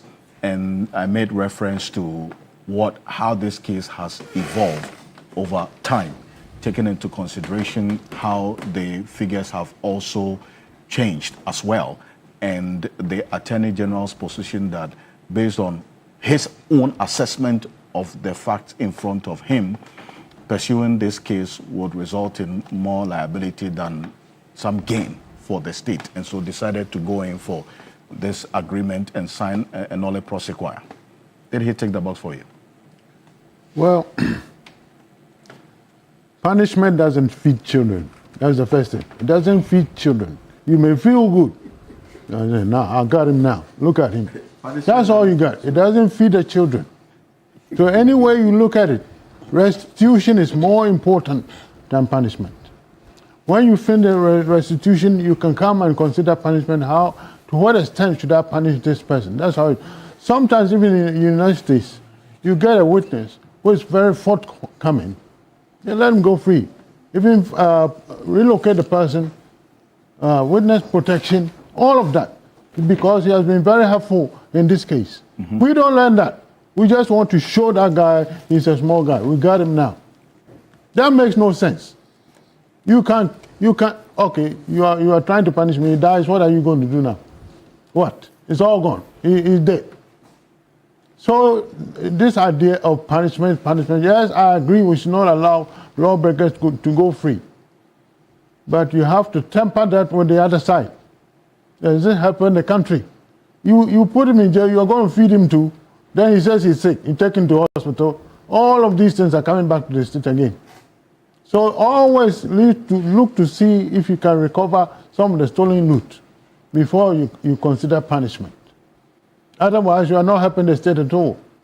As I've said, punishment does not feed children. Hospitals, chip compound, whatever, all these are very important, and it takes money. And they are stealing the money, and you just want to throw them in jail and forget it. No. So get the money back. I support that. Sometimes you may even give them sweetheart deals in order for them to help you get the money. Do it and get it, if that's what it takes. And it's been done all over the world except us. So please, let's not get this idea that you are here to punish people. You are here to collect your money. You've stolen the money, yes, it's wrong. But find a way to get it back. If you put him in jail, how does it benefit a rich citizen? How? We're still taking care of him in jail too. Why? So get the money and alleviate our financial burden a little bit. That is more important than you showing that you're punishing him. Now, so they talk about the element of deterrence as well, and that's what Rako Powers was referencing a number of times in his submission. That is the second level. You would have this agreement because you want to recover. Yes. But then it must not also water down the element of deterrence. No, if you're going to recover money, and the person knows you are serious, he himself will reform himself. In helping you, he's reforming himself. You see, it depends on what you do. All of these are based on the prosecutors. They'll give you a deal. Every case is different. So we should not assume they're all the same. No. If the person is forthcoming, why are you making things so hard for him? If he's forthcoming to make you get your money, even tell on others who have done the same thing. Wouldn't you make things a bit easier for him? And you want to make it hard so you can go and rant on his cronies? No, he won't. But there are some witnesses to cases. They will come forth, give you ideas, give you headlines, go here, look at this. Yes, this is valuable information. And if it helps you get more money out, you cut his punishment level. That's how it's done. Sometimes a person is jail 5 years. And then when he sees a high 5 years, my goodness, I'm going to stay in jail for 5 years, he starts talking. And when he offers valuable information to arrest others, the jail term is cut down. And that's how it should be. Every case is different. We should not lump all of them together. If a witness is forthcoming, help him by cutting his term of imprisonment so he can even give you even more help for you to get more money. Well, Dr. Zato, the Attorney General took this decision, it says, based on this assessment of the information before him as he inherited, and taking into consideration what Mr. Jackson talked about, the amount that this entire exercise has cost us cannot also be underestimated. Over 30 billion cedis. That's no joke. And now the focus of the Attorney General to recover as much from this entire process, taking into consideration what I just put out there about the debt as well that the government of Ghana owed the defunct Uni Bank. What has he done wrong exactly? Thank you very much, Alfred. I think that there's a lawyer here, he's talked about the legal issues very well. There's a finance guy, he's talked about the finance issues very well. Since I'm neither of them, I want to talk about the politics or the policy issues of this, because that is where I think I know better. And then I'll tie in these two at the end of my presentation. There's no politics in this, actually. Okay, thank you. So I'll talk about the policy aspect. Because unless you see politics in this. I see politics and I see policy, because the Attorney General is a policy maker and a politician. So his decisions are also policy and politics. Thank you. Before we come, we must go back to try to look at how we got here. How we got here and what drove us here. A new government came in 2017. And the new government, partly as part of it, was saying that there were problems with the banking sector and that the issues have to do with banking sector finances and whatever. And precisely because of that, the new government decided to go ahead and, let's say, clean up the mess they made. I'm happy Joe Jackson has just acknowledged that there was actually a mess, that things had to be done. But he disagrees with the method, which is always exactly, because once you identify a problem, solutions can be different. So there was something to be done. When that was going, it was painful, it was difficult. People lost their jobs, banks lost their licenses. But there was also another narrative for it from the then opposition. The argument was that, one, it was the cleaner was not necessary. Two, that the amount of money put there is too much. And that three, it is the third part that actually stands, that it was a calculated political attempt to punish banks that were seen to be associated with the former government. In other words, part of the argument that they were making was that you were targeting, let me say, bankers or owners of banks who had direct or close links with the NDC, and that your ultimate objective was to make the NDC financially weak so that they cannot come back again. That was a very palpable argument that was made. And so with this, in fact, it is this argument that led some leading members of the then opposition and now government to claim that when they come to power, they will give back the suspended licenses. So I want to create that context. So we see it within that context that this was, so it was this process, even though it was banking, finance, accounting, whatever, was highly politicized. And this was then these arguments came up. That one, it was partisan, which are about bankers that were seen to actually with the former government, and that if we come back, we'll give them a license. There were statements made to that effect by leading members of the current government. No, the statement was that they'll assess the banks that have been collapsed and those ones that other means could have been employed other than collapsing them, a decision will be taken to restore. And that's what Joe Jackson was talking about, that the processes were quite draconian. So the context that cost us that much. Okay, so I want to establish that. So I'm speaking within that context of that. These were highly political or partisan positions taken. Now, I've heard somebody tell me that the governor of the Bank of Ghana just said that they are not going to reissue the licenses. I don't know whether it's definite or it's still assessing. But anyway, let's go back to, now, that is what happened. So now you now come back to this particular case. Again, I want to set this within the context of what is known as what? Operation Recover All Loot. The operational word, if you listen to last year by this time, August by this time, there were two big phrases of the campaign. That was done. One was what? 7 jobs. And the big one was Operation Recover All Loot. The government made it a very big point that every single loot was going to be recovered. That any man or any woman who has, for want of a better word, chopped government's money, or anyone who hasn't, will be persecuted, and all the money will be what? Recovered. It was Operation Recover All Loot. That was what was promised Ghanaians. That was what was promised everybody. So again, I want to situate this particular deal within that context. That look, if you promise Operation Recover All Loot, are you recovering all loot? Because remember, there's always something that I say. In opposition, mostly political parties campaign in poetry and absolutism. In power, political parties seem to want to govern in prose and sometimes relativism, a very high rate of relativism. And that is why sometimes the ordinary people then begin to lose faith in politicians.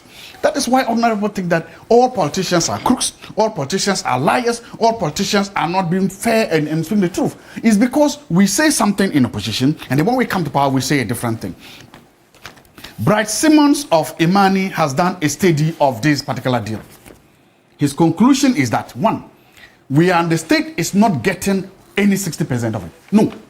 In fact, he concludes by saying that the state is getting 10%. And this is what he says. Point 25.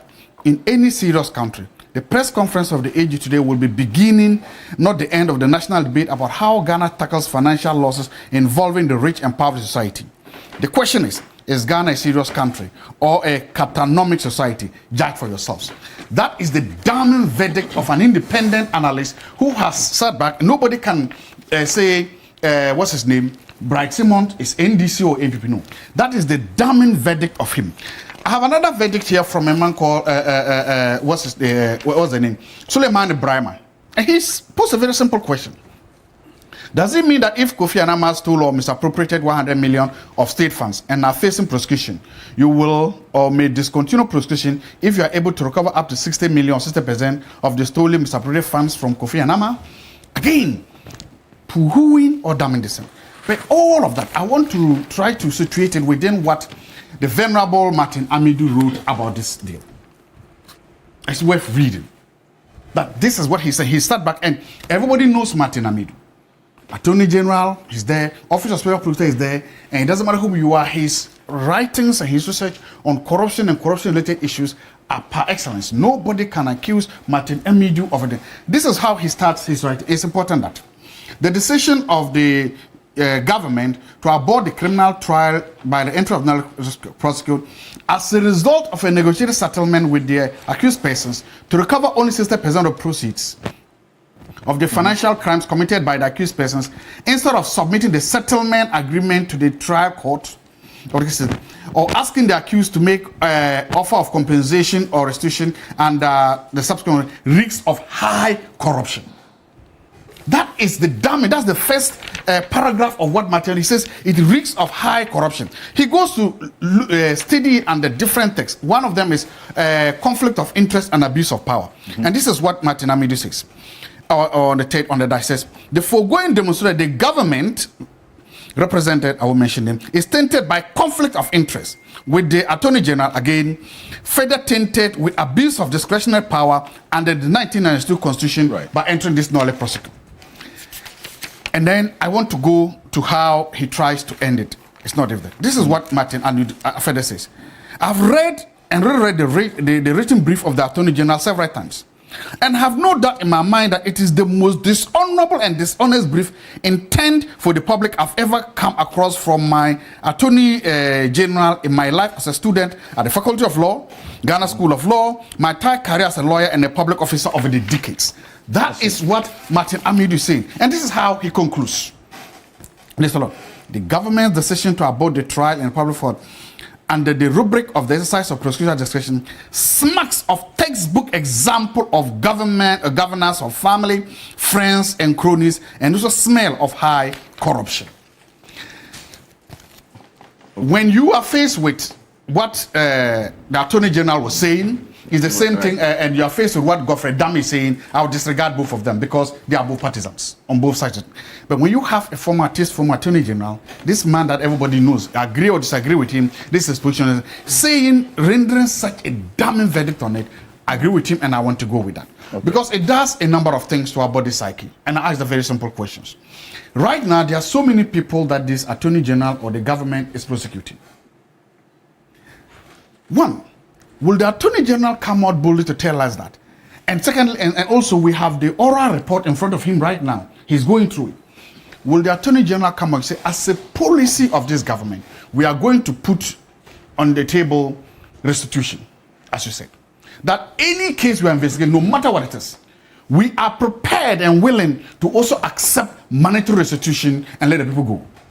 Because when you do that, then you clothe yourself and protect yourself from these accusations. Because you've just told everybody, look, this is part of our policy. Remember how the Interior Minister came out and said, as part of the policy on Galamsey, they will accept deportations. I always like when governments make their policies clear. In that case, you can criticize the policy, but you didn't know that this is what the government stands. Will the Attorney General say that? So that we can then ask ourselves, what happens? A lot of resources, time, energy, technology, and probably money was used to compile the oral report. And similarly, almost every Attorney General and prosecutor agency spends a lot of resources, state resources, money, time, energy, technology to investigate the case and carry the case to court. What happens if tomorrow another Attorney General comes and all this hard work that this Attorney General is doing also throws them inside a dustbin in the name of policy nolle prosecution? What happens to all the energy and all the effort that the young lawyers and some of the old lawyers have done in the Attorney General's office? Those of things become very difficult for us and very important for us to see as we continue to build a nation, as we continue to strengthen our governance, as we continue to strengthen our accountability measures. We need to get these policies clear so that people begin to then understand that the Attorney General is not only interested or does not only go to court to try to convict people, but that sometimes the Attorney General will also make public and put online this thing. My brother used a theory called principal agent theory. That was a very good element of it. Student of public policy and political science understands that theory very well. One of the most important, one of the things that is put in place is you realize that principals and agents, the agents also have more information than the principals. It's what leads to what we call information asymmetry. That because the agents have that information, sometimes they can use that information to cheat, to deceive the principal, and that is what seems to have been happening here. And I think the objection made to that, there was something called liquidity, misuse of liquidity support, and we're also talking about padding the numbers. So when you begin to see all this, these are all part of what they falls under. Those are the three causes. Yes, again, so it falls under the rubric of what information asymmetry that agents use all the time to try to cheat, to deceive, or to get away with the principals. If we have now got somebody that we can prove, I mean, everybody's saying that there are other things in this whole thing that you say may be difficult to get a conviction. People have said that. But even here today, my brother and Joe Jackson have agreed that you can clearly establish that there was information asymmetry, that there was the padding of the numbers. We are told that we can clearly say that the money, government gave you some support, and that misuse of support, liquidity support, Bank of Ghana gave you money. So at least, what I was saying, that even if you are dropping all those other charges, you could then say, look, I will drop A, B, C, D. But this particular one that looks relatively easy to convict. I'm not saying it is easy. That I will maintain it. But the point is this. You didn't do that, you let it go. You let it go. Then I'm saying that, is it a coincidence? Is it a coincidence that this Attorney General, again, has issued a record number of nolle prosecutions than almost any other Attorney General since 1992? I stand to be corrected. If I get any evidence, I will track that. More than that. One. Two, almost all these nolle prosecutions given, issued were to former current NDC, high-ranking NDC members. Is it also a coincidence? And then third, you then begin to ask the question, how then do you say that, one, you are Minister of Justice. That's just as the case. But then it seems that only a particular number of people from a particular political party seems to be those getting the nolle prosecutors and going home, whilst a certain particular group of people from a different political party seems to be those that are under constant and serious investigation. So you would have opted for prosecution? No, I'm saying that I'm not a lawyer, I'm not a prosecutor, I've not seen this, but I'm saying that one, clearly declared that this is the government's policy, that we campaign on operating, recover all loot. But right now, we want to modify it to say that we are prepared to accept operation, recover some loot, and leave some of the loot.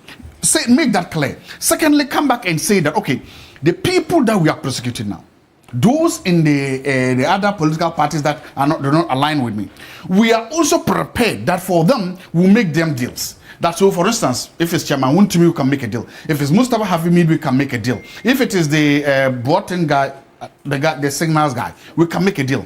My point is, when you make it like that, then everybody then knows that this is how the Attorney General's office is now operating. We now have a system where, yes, when you come and we think that is difficult, because I don't think there's any Attorney General or prosecutor anywhere in the world who takes a case to court and just believes that and just knows that I'm going to win it outright. No, every case has its own merits and every case is difficult. So let us know if there's a plan. And ultimately, let us then understand that these knowledge prosecutors, you are open to offering them to anybody that can make a deal. Okay. Once you don't do that, it looks like you are weaponizing the knowledge prosecutor, one, to benefit your political friends and to punish your political opponents. We cannot live in the country like that. That's a point you made about the assessment that some others have made, making the point that looking at the facts that they have seen would have been difficult for the Attorney General to reach or get any conviction in this particular case.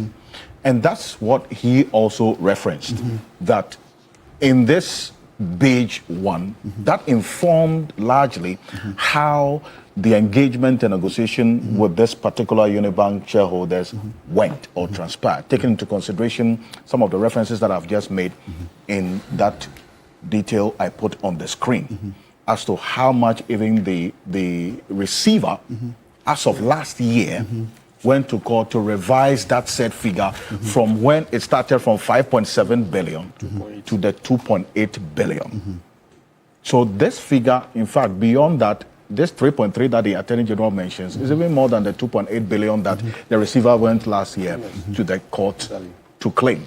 But the Attorney General gives detail briefly, and I'll come to you, Professor Jampo, on what part that he's taking in going for this said amount.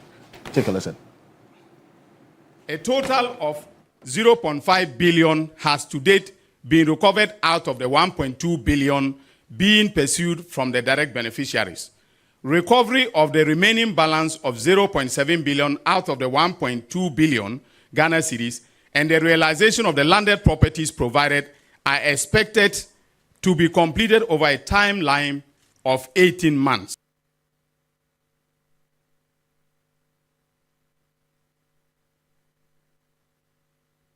A total of 0.5 billion has to date been recovered out of the 1.2 billion being pursued from the direct beneficiaries.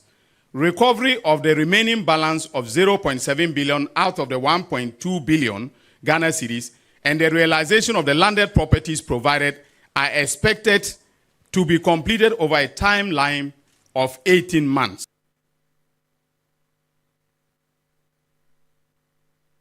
That's the Attorney General. And for example, earlier when Joe Jackson referenced this particular exercise and how that also has influenced what we are talking about now. Dr. Zato referenced the politics around this entire cleanup exercise.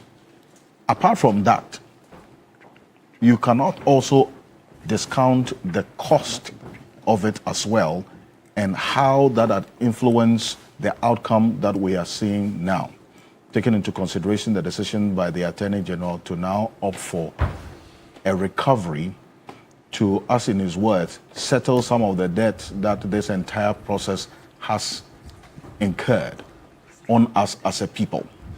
Now, the other reference is made to what the Attorney General could have done differently based on the facts that were before him. He says, looking at the facts before him, pursuing this could lead to not having any conviction. So in exercising discretion, he decided to now opt for this restitution. Let's take a listen to the Attorney General again. The battery fell.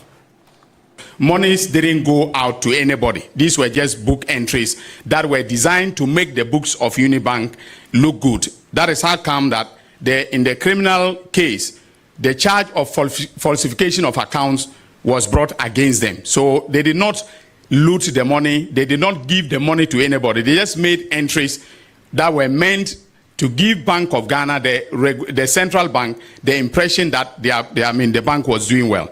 Okay. Then the exclusion of 0.3 billion relating to Unibank's placement with a SEC-regulated, SEC-related company currently in receivership, which is being pursued separately through the insolvency proceedings. After prolonged negotiations, the accused persons, by a letter dated 7th May 2025, made a proposal to settle the revised outstanding obligation of 3.3 billion Ghana cedis through a structured approach. The accused persons offered to pay 2 billion Ghana cedis in full and final settlement of the outstanding obligations through the following arrangements: 800 million worth of assets to be transferred directly to Uni Bank, which is in receivership, which will now make that available to the Bank of Ghana.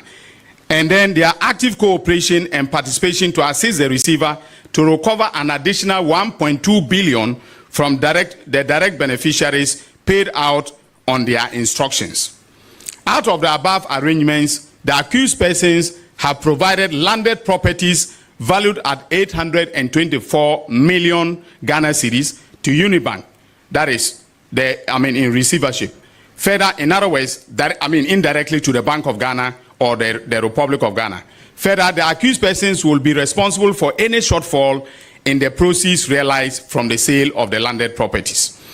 A total of 0.5 billion has to date been recovered out of the 1.2 billion being pursued from the direct beneficiaries. Recovery of the remaining balance of 0.7 billion out of the 1.2 billion Ghana cedis and the realization of the landed properties provided are expected to be completed over a timeline of 18 months. Although the preference would have been for me and my team for the accused person to settle the proposed amount in cash, immediate settlement in cash was not, from my sense of what transpired at the negotiations, a realistic possibility or a realistic option. In assessing the proposal submitted by the lawyers for the accused persons, I took into account the following factors. The receiver of Unibank acknowledged that the fictitious amounts totaling 2.1 billion did not result from cash outflows, but related to accounting entries that overstated the asset base of the bank, which predated Unibank's placement in official administration.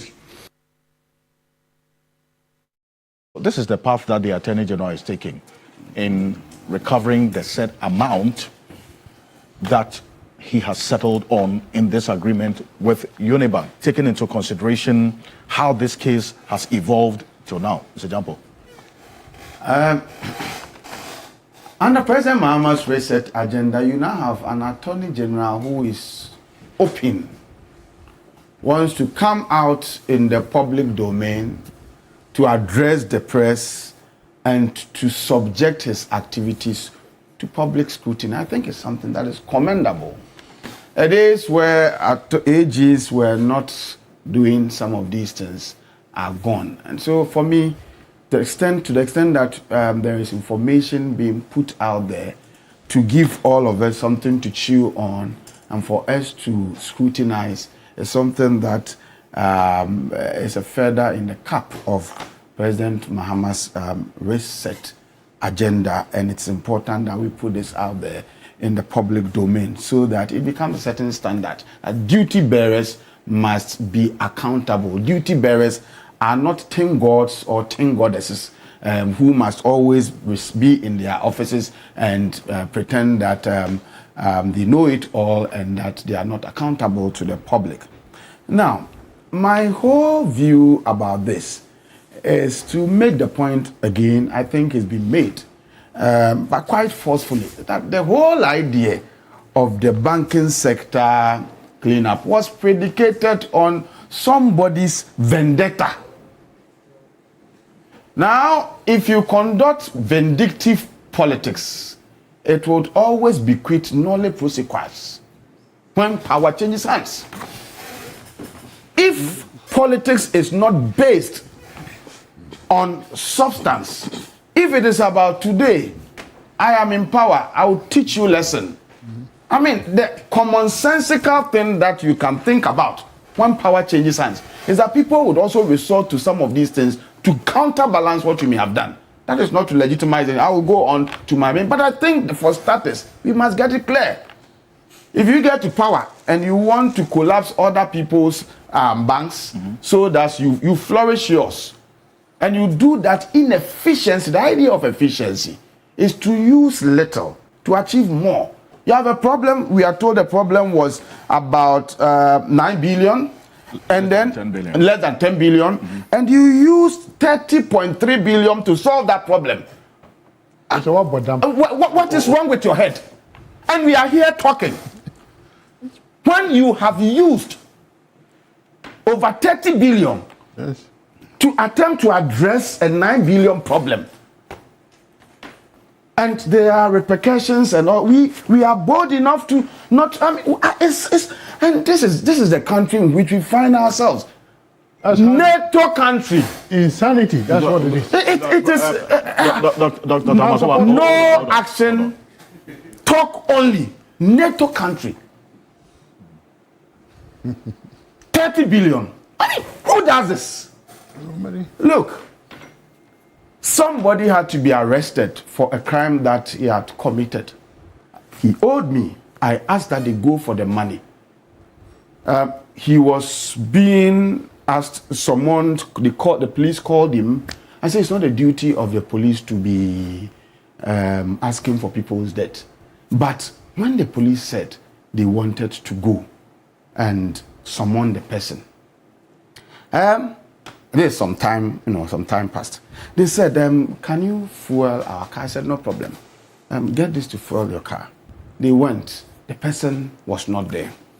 The following day, they went. The person had bolted. Finally, they got the person to the court. And then they said, I needed a lawyer. The lawyer gave me a certain bill. I added the amount of money that I had paid to the police to fuel their vehicles, and then looked at the amount of money that I was going to be paying to my lawyer. I compared it to how much the person owed me. It didn't make sense to me. I said, later when I said that, he brought me back. So the idea of inefficiency, first of all, on the part of those who led the banking sector crisis, must be established. So when we appreciate that we did what was wrong, if you appreciate it first, then you want to move on to analyze what is being done to address what was wrong, and you are able to puncture holes in what is being done to address what was wrong, then you are making a lot of sense, and you are also trying to bring other people on board. So because the problems of Ghana are such that we cannot offer a holistic solution to them if we don't build a lit consensus on how to address them. But in building a lit consensus on how to address them, first of all, if you were wrong, you must admit that, look, this thing we goofed. But going forward, once you say you goofed and you want to advise the one who is also advancing some solution to the wrongdoing, the person becomes sober in listening to you. Otherwise, then it doesn't, you even annoy. As you proffer solutions, you sound annoying because you use over 30 billion to address a problem that is less. I mean, are we? I don't know, but I want to be. But what is wrong with this? All right, let's move on to talk about this AG's intervention.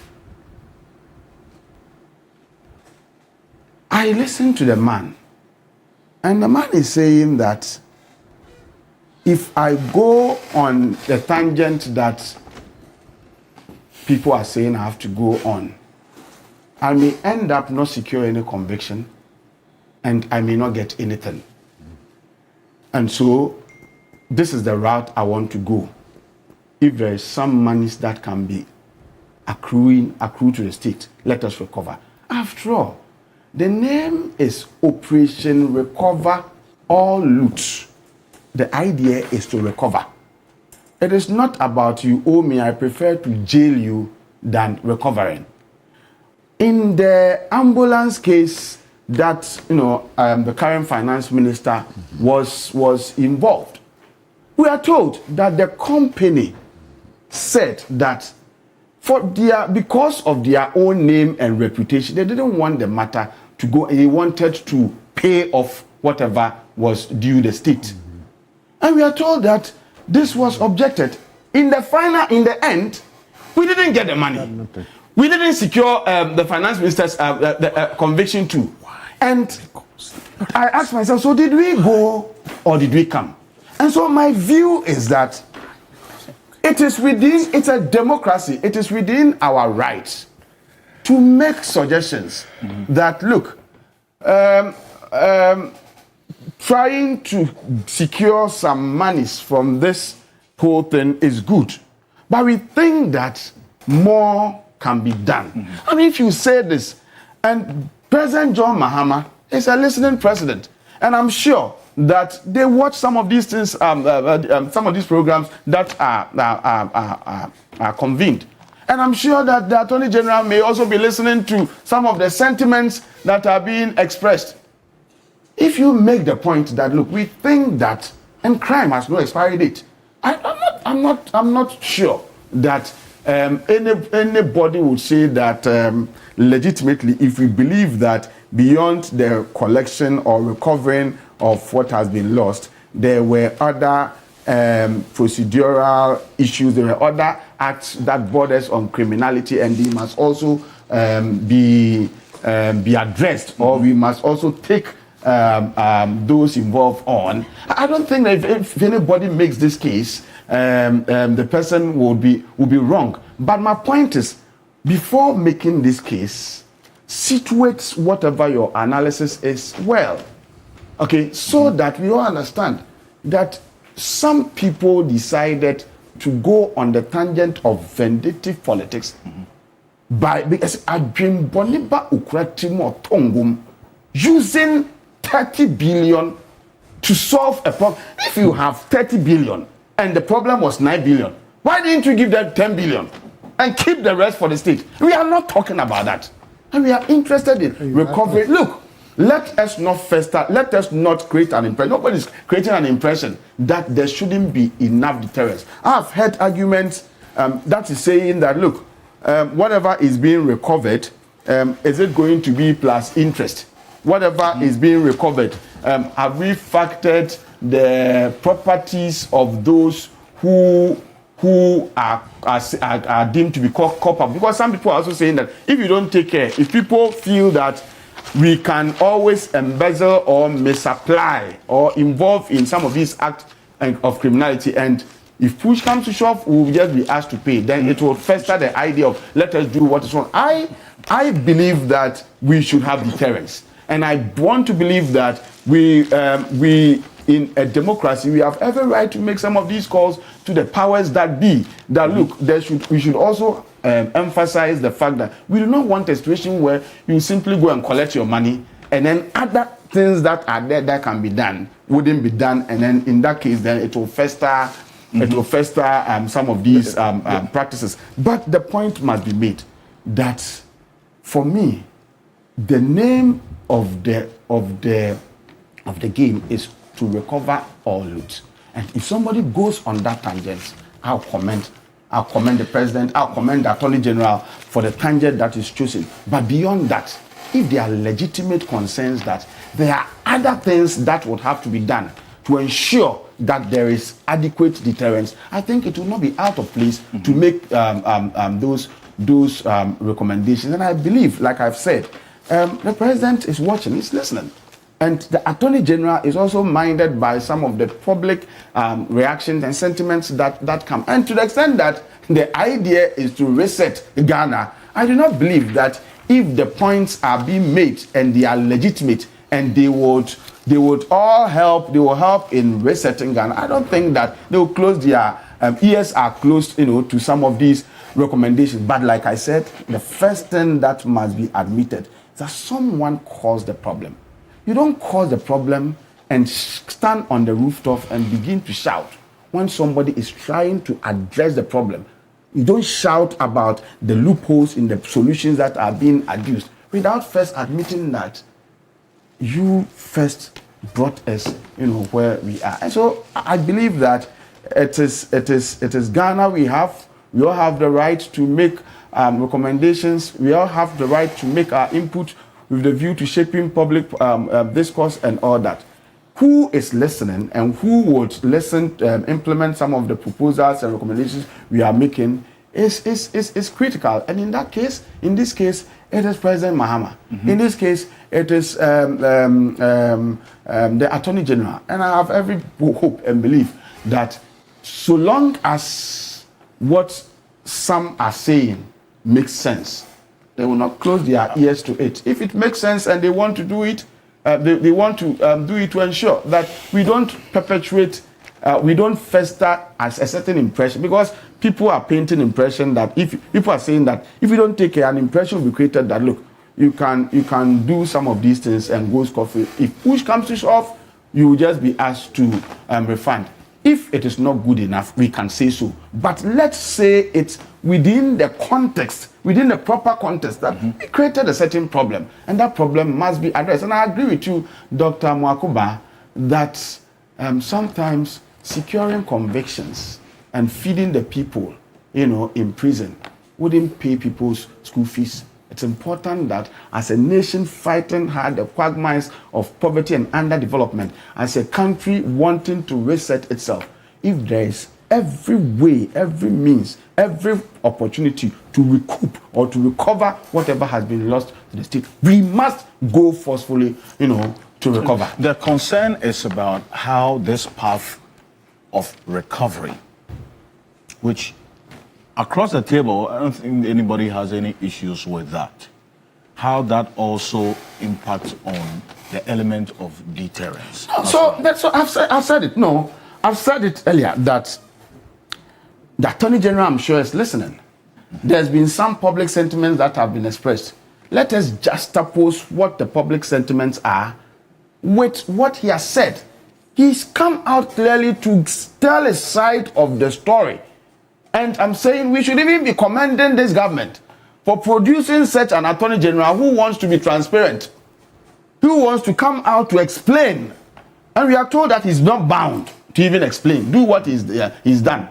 And so we should be commending them. And I'm saying again that if I'm sure they will be able to juxtapose the public sentiments that are being articulated with the defense or the justification given by the Attorney General. And once the side-by-side comparison is done, I am sure what I see with the John Mahama government now is that they truly want to reset.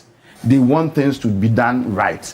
And the last time we went, like I said, on orientation for CEOs, it was made clear that acts of corruption and some of these things will not be countenanced. And we're also told that you should be listening. And so if the comments that are being passed are legitimate and they are properly articulated and in comparison with the position that has been taken, they make sense. I am sure they will be heeded too. But if they don't make sense or if they will not help, I want to hope and believe that what is right for Ghana is what this government is doing. Martin Bebo, if you can hear us, I want you to reposition so I get a clear connection to you. Hello? Yes, I can hear you. Hello? But I can hear you, but yes, the connection is a bit cranky. So if you could just reposition for me so that we'll have a clearer connection to you. Mr. Joe Jackson, Let me come to you on this while we rectify that connection to people. Now we'll rectify that. You see, we've seen that round concern about what could have been done differently, but then again, you conclude by saying that in the end, the focus should be on what can be recovered, based on the Attorney General's own assessment of the facts before him. He came to give the details of the facts before him, and the fact that if, based on his own judgment and discretion, pursuing this to the end, he may not even secure conviction. And that will mean that we would have lost any recovery whatsoever, as in the case of Beige. Does that cut it? It does. It does, for the simple reason that as of today, we owe 30 billion. That is the cost of the cleanup. The cost of the cleanup. That cannot be reversed. That has already been spent. So the best we can do is to ask ourselves that, does this make sense? What lessons can be learned? And then rapidly move to reduce that bill by recovering as much as we can. And truly, that should be our priority now. How do we recover and reduce the burden on the public purse? In addition, in terms of lessons learned, then comes the next question. How do we make sure this does not occur again? How do we make sure that in recovering the money, we don't create a moral hazard where everybody goes around thinking, I can do it, pay 60%, hold 40%, and get away with it? Did the Attorney General do well in explaining why he decided to go on? He did. He gave his reasons. Mm-hmm. And I'll be honest with you, I appreciate the Attorney General coming out to tell us why he did it. We can and if he didn't, we wouldn't even be able to carry on this debate.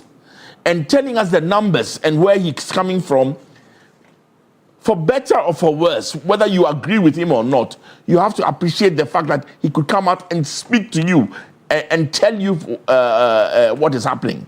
We appreciate that. We will always agree with him? Maybe not. But at least we can have an honest discussion about what is happening. Unlike the case previously. Definitely. And if you can now, yes, I think that the connection to you is a bit clear now. Now, I was asking the question about whether this path that the Attorney General is taking, which Joe Jackson comments, and across the table, there's that appreciation of he wanting to do things differently by explaining why he even signs nolle or agrees or files nolle prosequis. Is it doing him any good? Or, as was the case previously, the Attorney Generals that came before him will sign and also agree to or file nolle prosequis and not explain to us the reasons why they took that decision?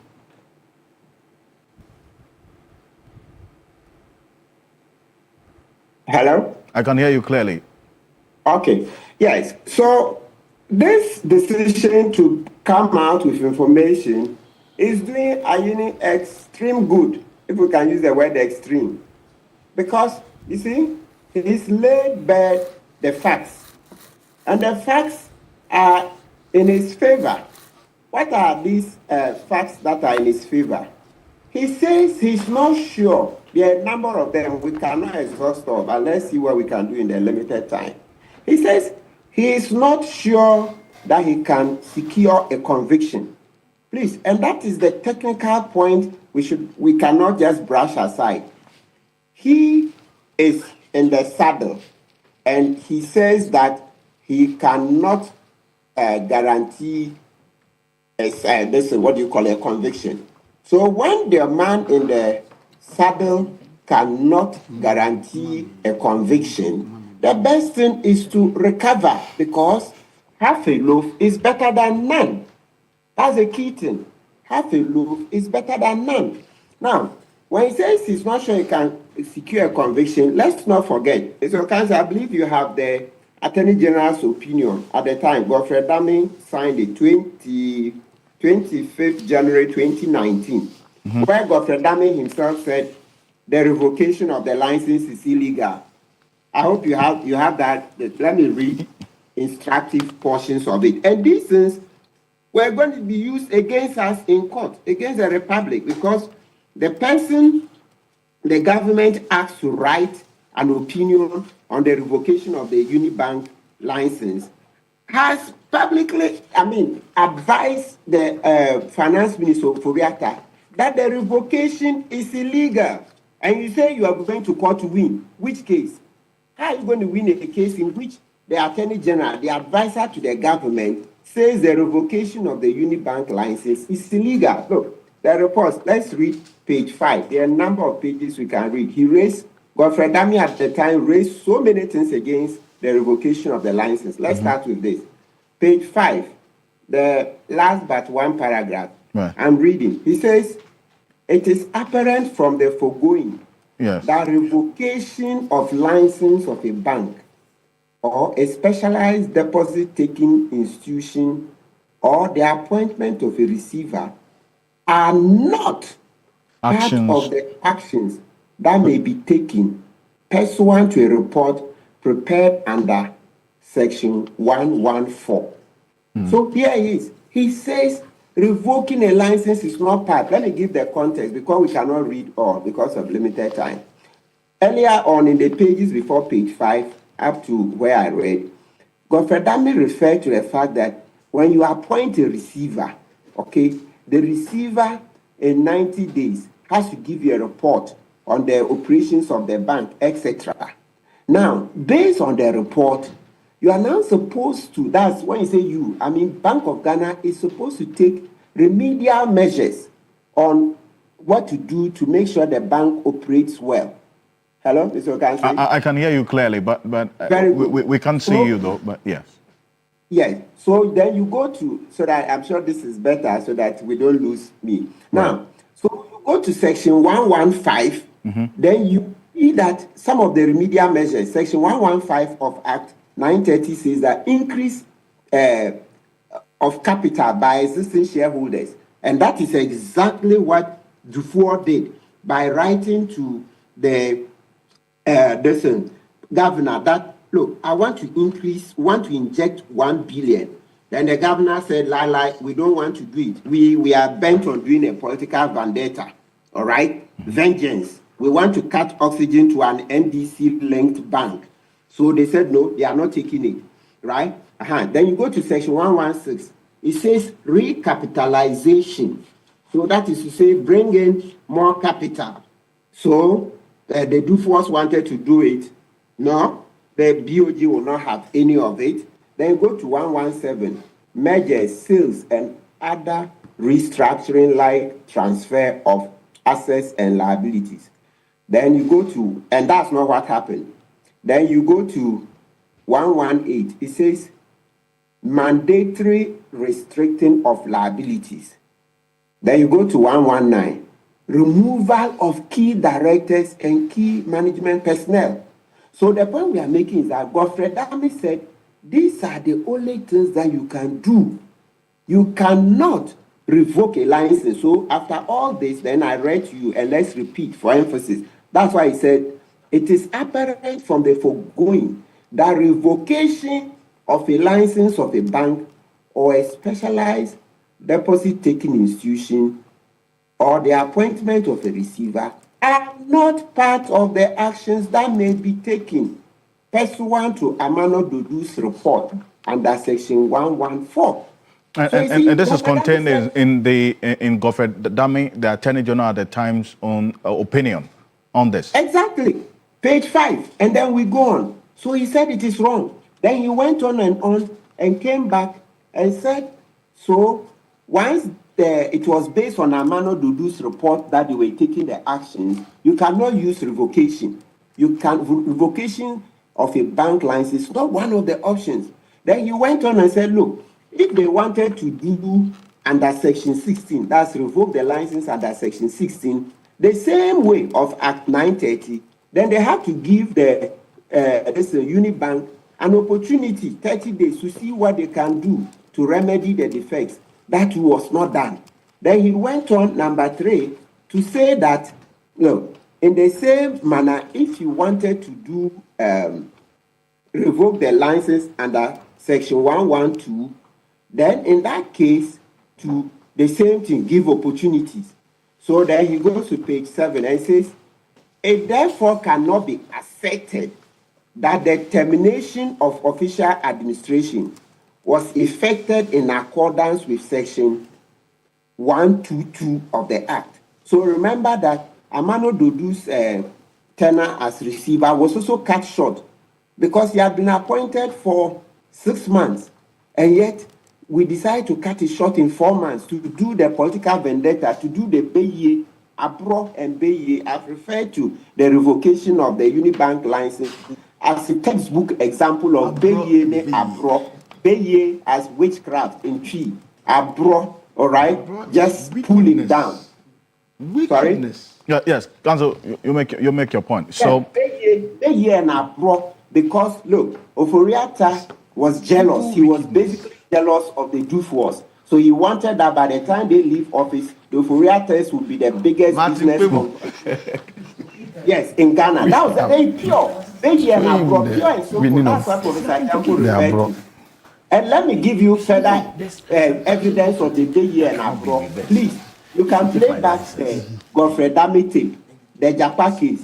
Godfrey Dame said it, that it was Akufo-Addo, president of Ghana, and Oforiatta, finance minister, who were on his neck, compelling him to get a conviction of outforcing and Japa by all means, so that there will be a by-election, etc.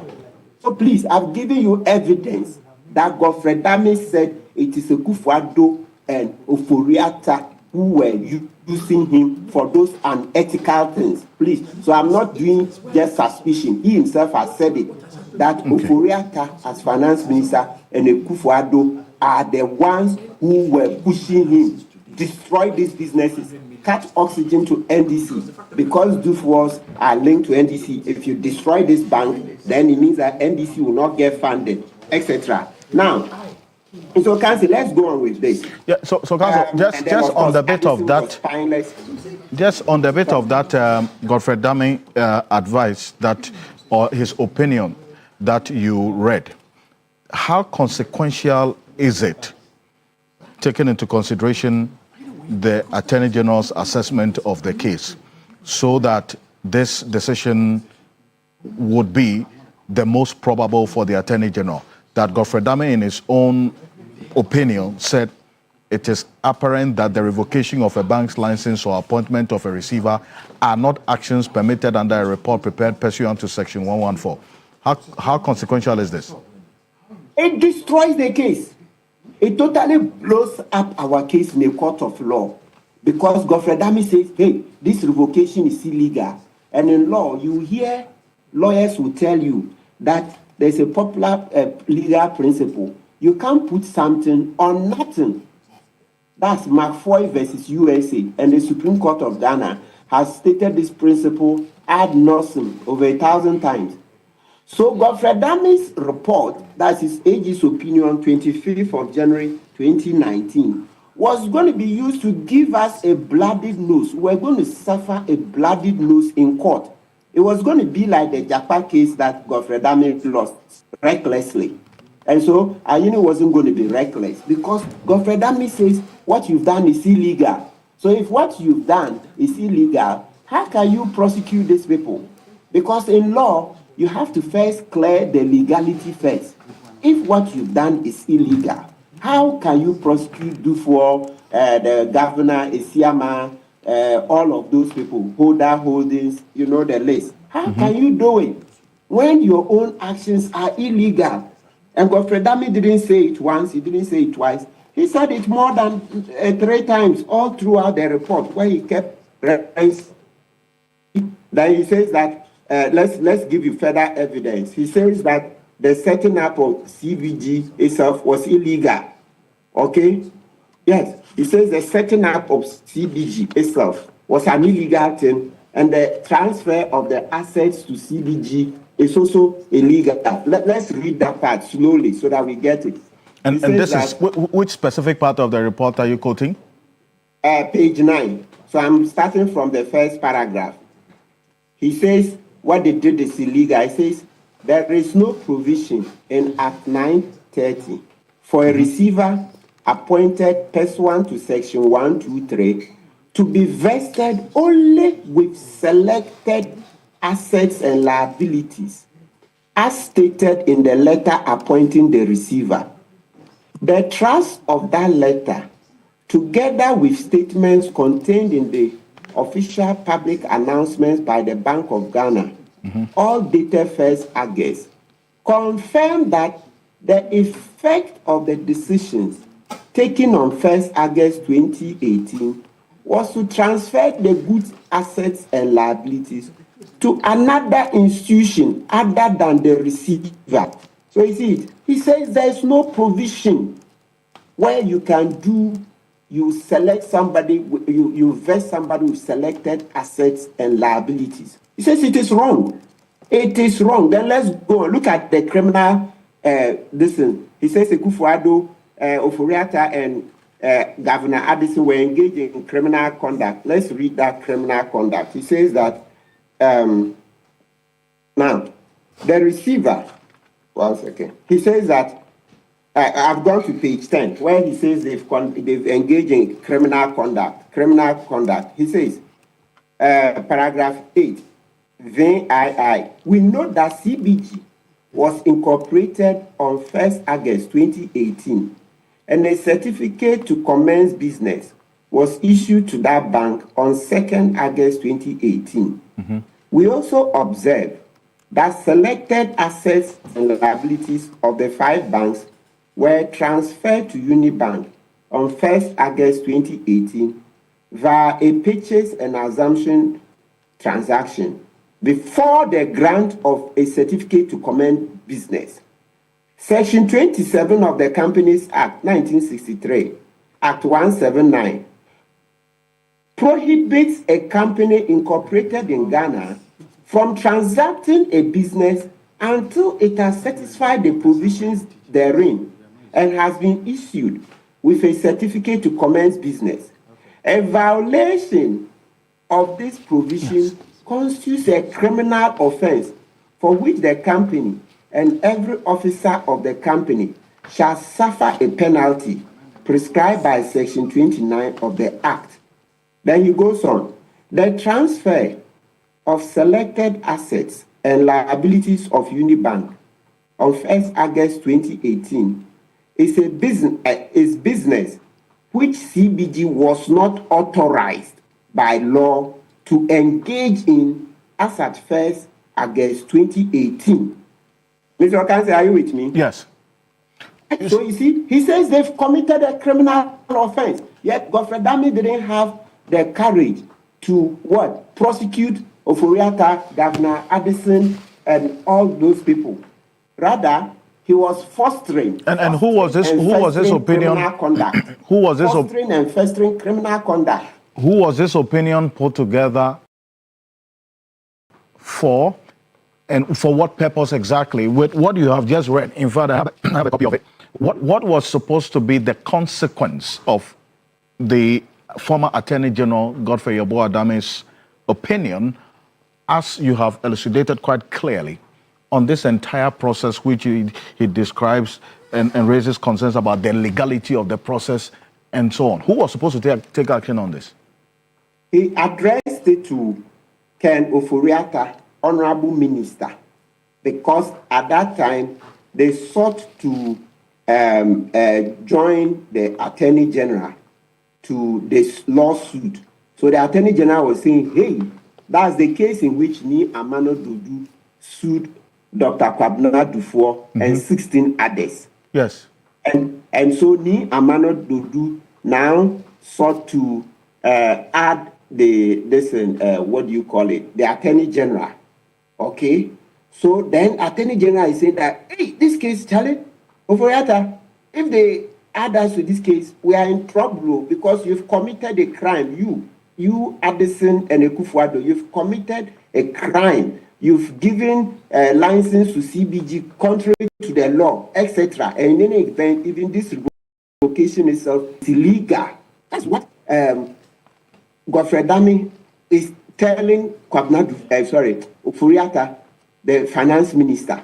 So you gave him a lengthy opinion showing him that, hey, this is a crime scene. This is a crime scene. CBG and revocation of the Uni Bank license is a crime scene. Please, let us try and avoid this situation because it will be an embarrassing situation for the government of Ghana, for you, Oforiatta, for Akufo-Addo, etc. So that let's run away. Let's flee from this ignominious defeat, this ignominious embarrassment. It shows that we are just on a political witch hunt.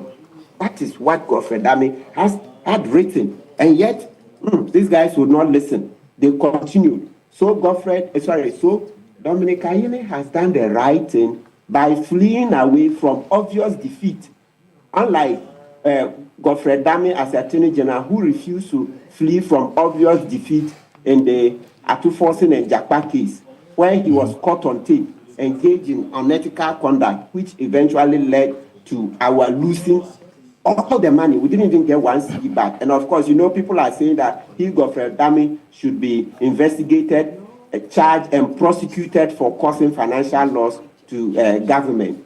When the foreigners say, look, take this money, then you refuse the money. Of course, you have to add Oforiatta and Akufo-Addo because he says he was doing that hatchet job for Akufo-Addo and Oforiatta. So that is the state of. And then let's quickly go to this. I don't know if your other panelists refer to it. Look, let's look at Amano Dudu's own report. The 5.7 billion that we're talking about, it never existed, though. No, so I referenced a particular quote attributed to him in his own report on that whole KPMG thing. We'll flip it and put on the screen right now. Abdallah will just do that very quickly. That part of Amano Dudu, he says, we have not sought to verify, I don't know if that's what you're saying, we have not sought to verify information or perform procedures necessary to express an audit opinion on any financial, non-financial information contained in this report. Let's put it on the screen. And then absolutely. So that is it. So 5.7 never existed. This thing was just a political vendetta. Abro ni beye. That's Operation Abro ni beye. That's all that Oforiatta, Governor Addison, Akufo-Addo, and Godfrey Dami were engaging. Operation Abro ni beye. I see. Well, there was this point about how much the government owed the bank, and was that consequential in any way? Prof, do that quickly. Mr. Jackson will have to leave us. So quickly. I just wanted to make this point, listening to Martin, and just thinking about the whole thing again. And you see, like I keep saying, we'll be able to make giant strides in our recommendations to government and in our analysis of this matter when we have been humble enough to admit what went wrong first. Okay, so you owe a bank, and so the bank is unable to meet its obligation. The bank comes to you to say that, so pay me so that I'll be able to meet the obligation. In response, you say, I won't pay you, but I'll collapse you. This is vindictively evil and an incompetent solution to a bank that owes that you must salvage. So I keep asking myself, was that the right way to go? You owe the bank. The bank, because you owe them. Okay, what sort of neck pressing response and solution is this? And then now there is an issue. The same people who saw this, now they are talking. I think that we should be serious in this country as a people in fashioning out solutions to problems. And if we don't want to get serious, when people mean well and they want to look for solutions, I think the least we can do is to pat them on the shoulder and to correct and to encourage them to do what we couldn't do. But to pretend that nothing happened and things just came from the moon, and so, I mean, for me, it doesn't augur well for us as a people who are learned and as a people who are thinking being. I mean, I don't get it. It is, let us reduce it to this simple scenario. I am saying that a government owes a bank. The bank, because of the huge debt, is unable to meet its obligation. So the bank says, well, pay me how much you owe so that I can do what is required of me. And your intervention, your solution is that, well, I'll spend $1 billion to wipe you off. I think that it doesn't make sense to me. And so every discussion about this should be situated, within this, so that we can be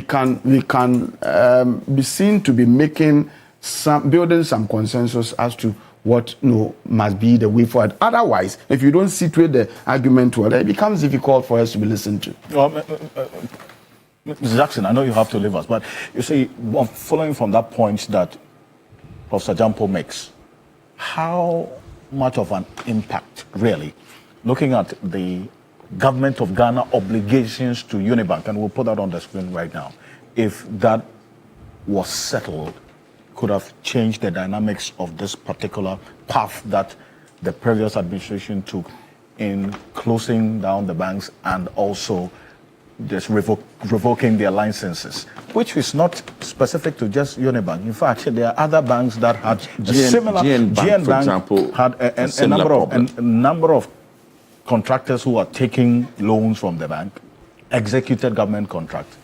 Government hadn't paid those contractors, so the contractors couldn't honor their obligations to the bank. And as a result of that insolvency, they went down. Now, it's important to realize two things. That, first of all, the government did not directly owe the banks. The transaction was through an intermediary. And the bank, and if I give a contractor a loan to go and do something for the government, I am taking a risk. And the risk is that the government may or may not pay on time, or the contractor may not do the work, whatever it is. Yeah, but although the ultimate hold on, sir.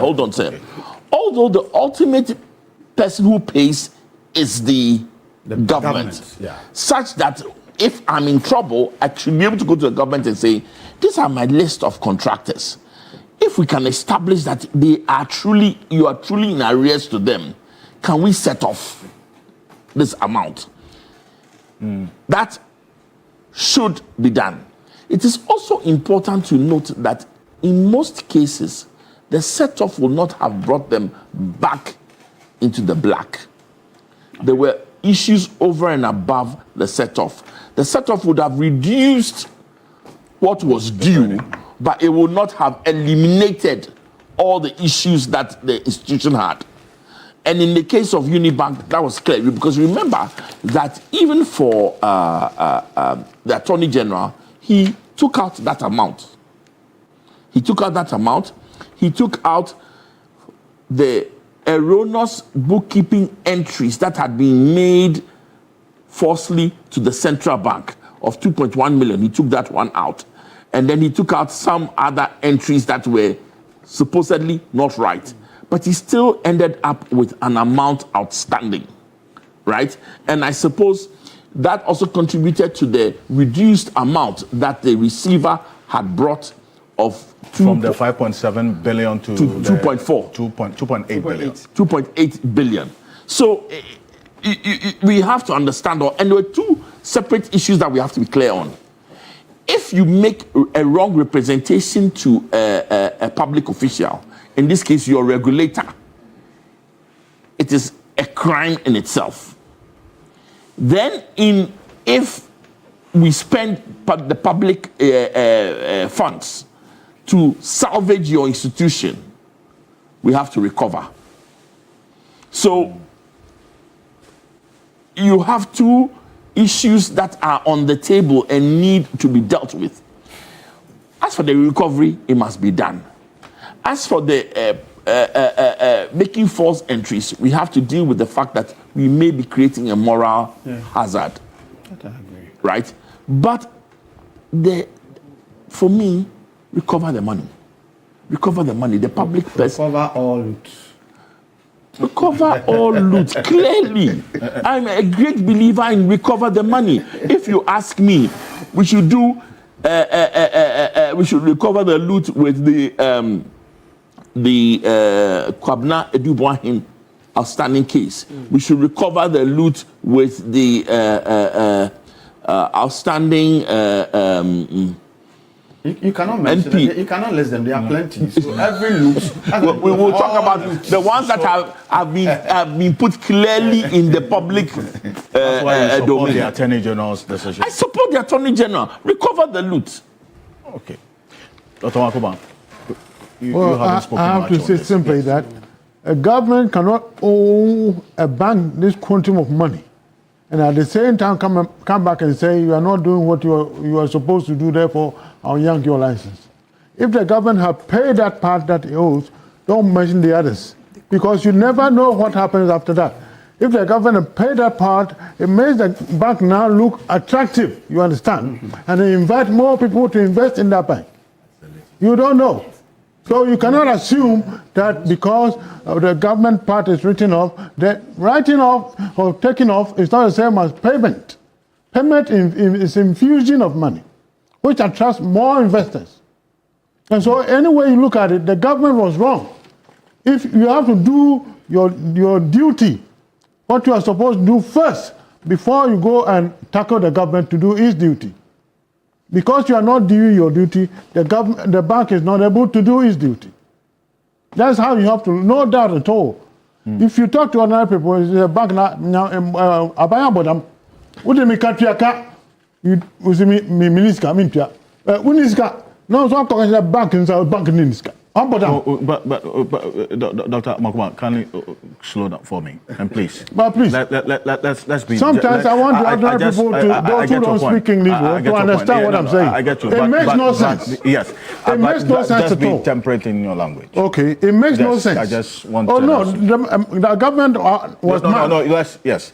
You want the English version more than the one. No. Okay. You have just. The government was mad to accuse the bank of not having enough money when you have not paid your money. What is going on here? Doesn't make sense. Is that a legitimate question to ask, Jackson? You see, you have to accept that even in trying to raise money, the government debt that was at that time outstanding made it less attractive to investors. So, and he's making a very legitimate point that if the payment had been made, that infusion of funds had come, it would make it even easier to attract investors. And that's clear. Well, this is the proposal that the shareholders of the bank also made. And Bracco, we'll just take a minute of this. The proposal that the shareholders made, and whether if that was considered at all. And this, bear in mind, was still at the previous managers were exercising discretion in all of this. This Attorney General and this administration is also exercising discretion in another sense to recover what can be recovered. This is the proposal that was made, that yes, this is the 5.7 at the time that you were asking for. But then we could do this, inject 1 billion by mid-July 2018, 1 billion before September end, provide 3.7 billion in assets, and request BOG and Government of Ghana settle the debt that we're all talking about now.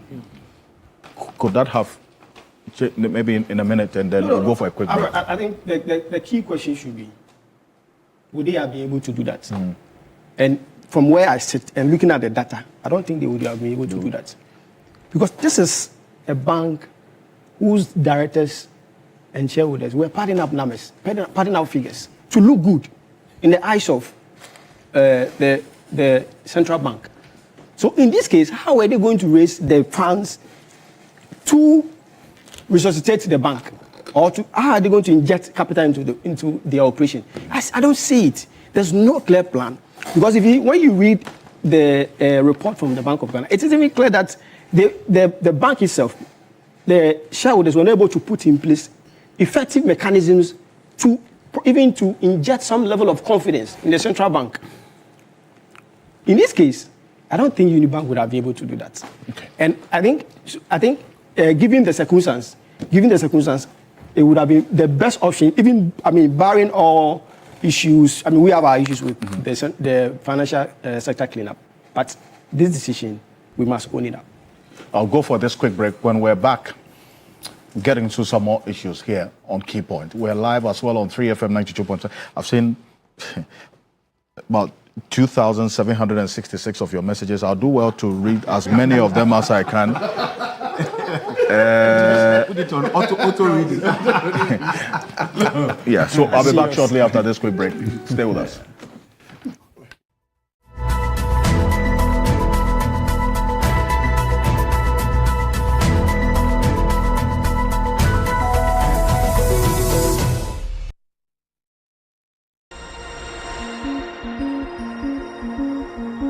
When we come together,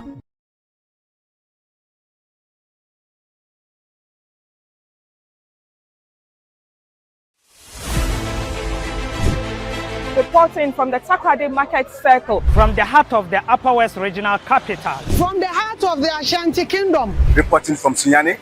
From the Central Business District of Navrongo. The parliamentarians are on recess. This is where it all unfolds. The moments that potentially alters the course of our nation and the world. These are the individuals we recognize, the voices we amplify, who appears on screen and who contributes behind the scenes. With professionalism at our core, we bring you news you can trust. Impact journalism that makes a difference. This illustrates how diverse perspectives enhance our strength and reinforces our mission. This is 3 News. Leaders in breaking news, exclusive interviews, facts and analysis on TV, radio, online and digital. 3 News, first in news.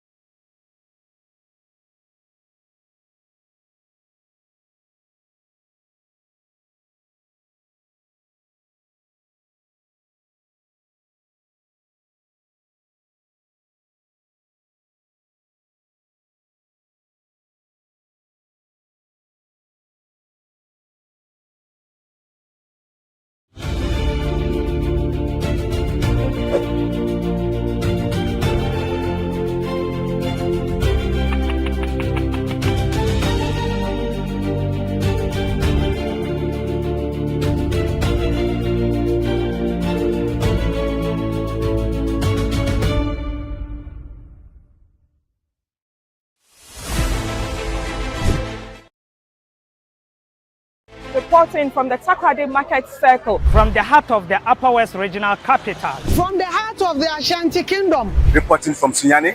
From the Central Business District of Navrongo. The parliamentarians are on recess. This is where it all unfolds. The moments.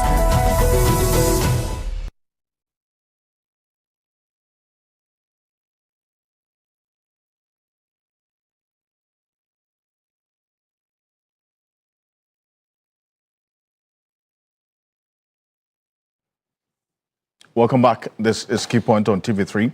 We're live on 3FM 92.7, also on TV3 Ghana on Facebook and DSTV channel 279. We're all across the world on 3news.com. A number of your messages that have come through. This one here from Evans Dinko says, good morning. Trust me, President John Mahama watches every major discourse on the mainstream media, live or recorded, particularly on Saturday's Key Point. I am a witness. You said? Yeah, I know. He does. Right. He says, I am a witness to that on several occasions, even when he is on official visits to the regions. This president is so humble and sophisticated that he even reads more on X, Facebook, and WhatsApp. So thank you, Evans Dinko. From, I think it's just complimenting the point that you say you are aware. Yeah. I see. Musa Abatwa in Aswasi says, good morning. The so-called banking sector cleanup was nothing more than an avenue for two things: siphoning the public purse and persecuting political opponents. If not, why did the government target only banks affiliated with the opposition? And why spend over, now it's not 25 billion, it's 30.3 billion from the finance minister's update to do this cleanup? Thank you very much. In fact, there's a message from Dr. Kwame Asante says, good morning. I think that this 30.3 billion should be investigated. I would suggest that the finance minister does an audit of this 30.3 billion that is quoting to have been spent on this financial sector cleanup. I'd want you to find out from your guests if it's one that they would agree with. I think really an audit to get to know why this much. I think it will serve a good purpose. But how did he know? Wasn't it through some audit investigations? I'm not sure the amount. I'm not sure that he's just mentioning the figure on the top of his head. I think the import of this is to know whether really the 30.3 billion was spent on the said purpose. Okay, all right. Of cleaning up. Oh, okay. I think it's a valid inquiry. Otherwise, otherwise, 6 billion is equal to 30.3 billion. I mean, what else? I think I agree with that call for some inquiry. What was it used to do? This one here says, good morning. Jailing the Dufo and others without collecting the money would not reduce our public debt. Prosecution doesn't mean winning the case. We can also have this approach and recovery with some deterrent, you say. Thank you. The Kizito of Tema East Constituency says, good morning. Dr. Zato in one breath supports looters to be prosecuted, but when it says you reference the other cases that are being investigated as well, he has a different position. I wonder if we're really having this Ghanaian, it says this Ghana at heart. The MPP says looters shouldn't think they would be jailed for few years and later come out and enjoy the said loot. You say, good morning. I feel this principle of recovery should be extended to cover all other persons as well that the Attorney General is having, quote unquote, the deals with. We must know the details as well. Professor Stephen Kwekwasa, good morning. If a bank robber is caught with $1 million in stolen funds, two things happen. First, the money is recovered through civil proceedings. Second, the robber is prosecuted for armed robbery. That's the standard, and it should apply in all looting cases. Civil recovery is not a substitute for criminal prosecution. If billions in depositor funds were misused, we need a dual track you'll see. Thank you. This one here also says, good morning. This I don't get the full import of this, but people, just a quick point before you leave us. There is a response that, in fact, Black Powers, you made about the amount of money that is said to have been used for the pudding, and then also what the former Attorney General's position is, or his advice is, on this particular issue. People, I seem to have just your bandwidth is still low. Yes, we can still get you clear, but you make. Can you hear me? We can hear you. Yes. So this is the letter Dr. Kwabena before wrote to the official administrator, KPMG. It's dated 5th June 2018.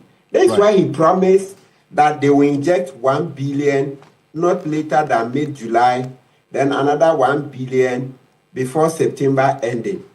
The quick point I wish to make is that, with due respect, I don't know whether it's clairvoyance, soothsaying, or any other method that Mr. Bracco Powers will sit in the studio and say he doesn't think they could have raised that money. It's not about conjecture. It's about giving them the opportunity. So if his own problem is that he didn't think they could raise it. So if he didn't think they could raise it, then it would be that, oh, raise it, let me see. Show me evidence of it. So once you didn't ask them to show evidence of it, it doesn't lie in your mouth now to say you don't think. Please, no. Let's get very serious. It's not about what you think in your head, but demonstrate it scientifically. So that's a key point I want to make. Number two, Mr. Bracco Powers, do you know Goldman Sachs? Do you know JP Morgan? Do you know Merrill Lynch? Do you know Benz and Stairs? These are big boys on the Wall Street. They were involved in subprime mortgage lending. That was worse than what you see in this case. Did anybody yank their licenses? What you do is that there's a principle in banking called too big to fail. Too big to fail.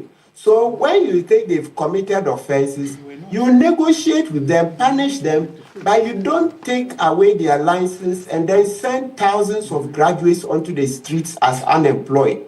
That is what I mean by the aproni beye. That's part of the meaning. So check, please, Mr. Bracco Powers. Too big to fail is a serious banking principle that is used so that you save the economy. You just don't think that. That was employed during the global financial meltdown we saw in 2008. So, but maybe finally, before I let you go as well, that now the path of the Attorney General is to give explanations for this nolle prosequi reasons and then focus on recovery. Should this be the threshold in measuring any Attorney General after Dr. Dominic Ayine, even though the law does not require of him to explain why he files nolle prosequis? Oh, absolutely. That would be the threshold. We are not turning back. That is to say, henceforth, if an Attorney General does a nolle prosequi, he owes us an explanation. This thing didn't start today. I mean, the quest for explanations didn't start today. Remember Gregory Afuku's case? Yes, Gregory went to court when the Attorney General filed nolle prosequi under Akufo-Addo, when they saw that they were about to lose. They filed a nolle prosequi against Gregory Afuku. And then he went to the Supreme Court. The Supreme Court said, oh, by the Constitution, etc., there's no requirement of an explanation. We're all very unhappy about it because even the Supreme Court itself referred to South African jurisprudence. South Africa is also Africa. And we who got our independence, 1957, etc., they lived under apartheid until, was it 1990 or 91, right? Yet today, they have a lot of structures well ahead of us. So we weren't happy at all with that Supreme Court decision. Right. So Dominic Ayine has done the right thing by now entrenching the practice of giving explanations for nolle prosequis. No Attorney General will last in that office after Dominic Ayine if that Attorney General tries to roll back this progress. It's a huge progress. Yes, I concede that Godfrey Dami says there's one case he discontinued, he filed a nolle prosequi, and he explained. But it wasn't a regular thing in Godfrey Dami's tenure. It's Ayene who has come to entrench it. And so that is now part of the touchstone of the Office of Attorney General. Right. Ghanaians will not allow another Attorney General, or let's say the next Attorney General, to roll back this progress. It's not going to happen. So let's keep it. That's a big, there's an advancement in the rule of law, and we are very excited to keep it. Thank you. Lawyer Matukwebo, and I do apologize to our viewers for the cranky connection to the video, but we could clearly hear you on the voice. Thank you very much for connecting with us. That leads us to our next issue, which has nothing to do with financials, but a lot more to do with security. And it's for good reason, because whatever is happening in the north has some nexus to the south, because the feuding factions in this conflict have communities down south representing them. Yesterday, we did some small recce on our own before the show. There's a community around the Aveno area that has these persons or these factions in this conflict also having settlements there as well. So it cannot be looked at just a northing situation, and I'm talking about the Boku protracted conflict. This week, the military took a different direction in approach in dealing with this Boku conflict to restore lasting peace. They are departing from peacekeeping to peace enforcement. This is a security terminology. What does this mean? And that's why we have Dr. Ishmael Norman. He's a lecturer at the Ghana Armed Forces Command and Staff College. He's a security analyst as well. Dr. Norman, good morning. Thank you for joining us. Thank you, Alfred, and good morning to my distinguished panel members, particularly Dr. Sato. and I do appreciate your patience. Let me just put it on record. Let's hear from the president this week. This is what the president said about this protracted Boku conflict and what the renewed focus of the Ghana Armed Forces, over 400 military personnel added to complement the already existing military presence in that part of the country. Take a look. I take this occasion to appeal to our brothers and sisters, Kusasis and Mamprusis, to give peace a chance. We cannot accept this current situation where students are shot in school and killed. We can't accept the current situation where teachers, public officers have all run away from Boku because they are afraid for their lives. And we have given the mediation efforts to Otunfo, and he has briefed me constantly on the progress that he's been making. And we are almost there. That's the president. Says we are almost there. But Dr. Ishmael Norman, what does the movement of peacekeeping to peace enforcement, what does it mean? Alfred, thank you very much. I think it's a good thing for the Ghana Army to get involved with peacekeeping and peace promotion within the community that is seriously at risk. Alfred, I have a bit of reservations. The Ghana police has 29,000 male police officers, 14,000 female police officers. Altogether, it's more than 43,000 plus. Yes.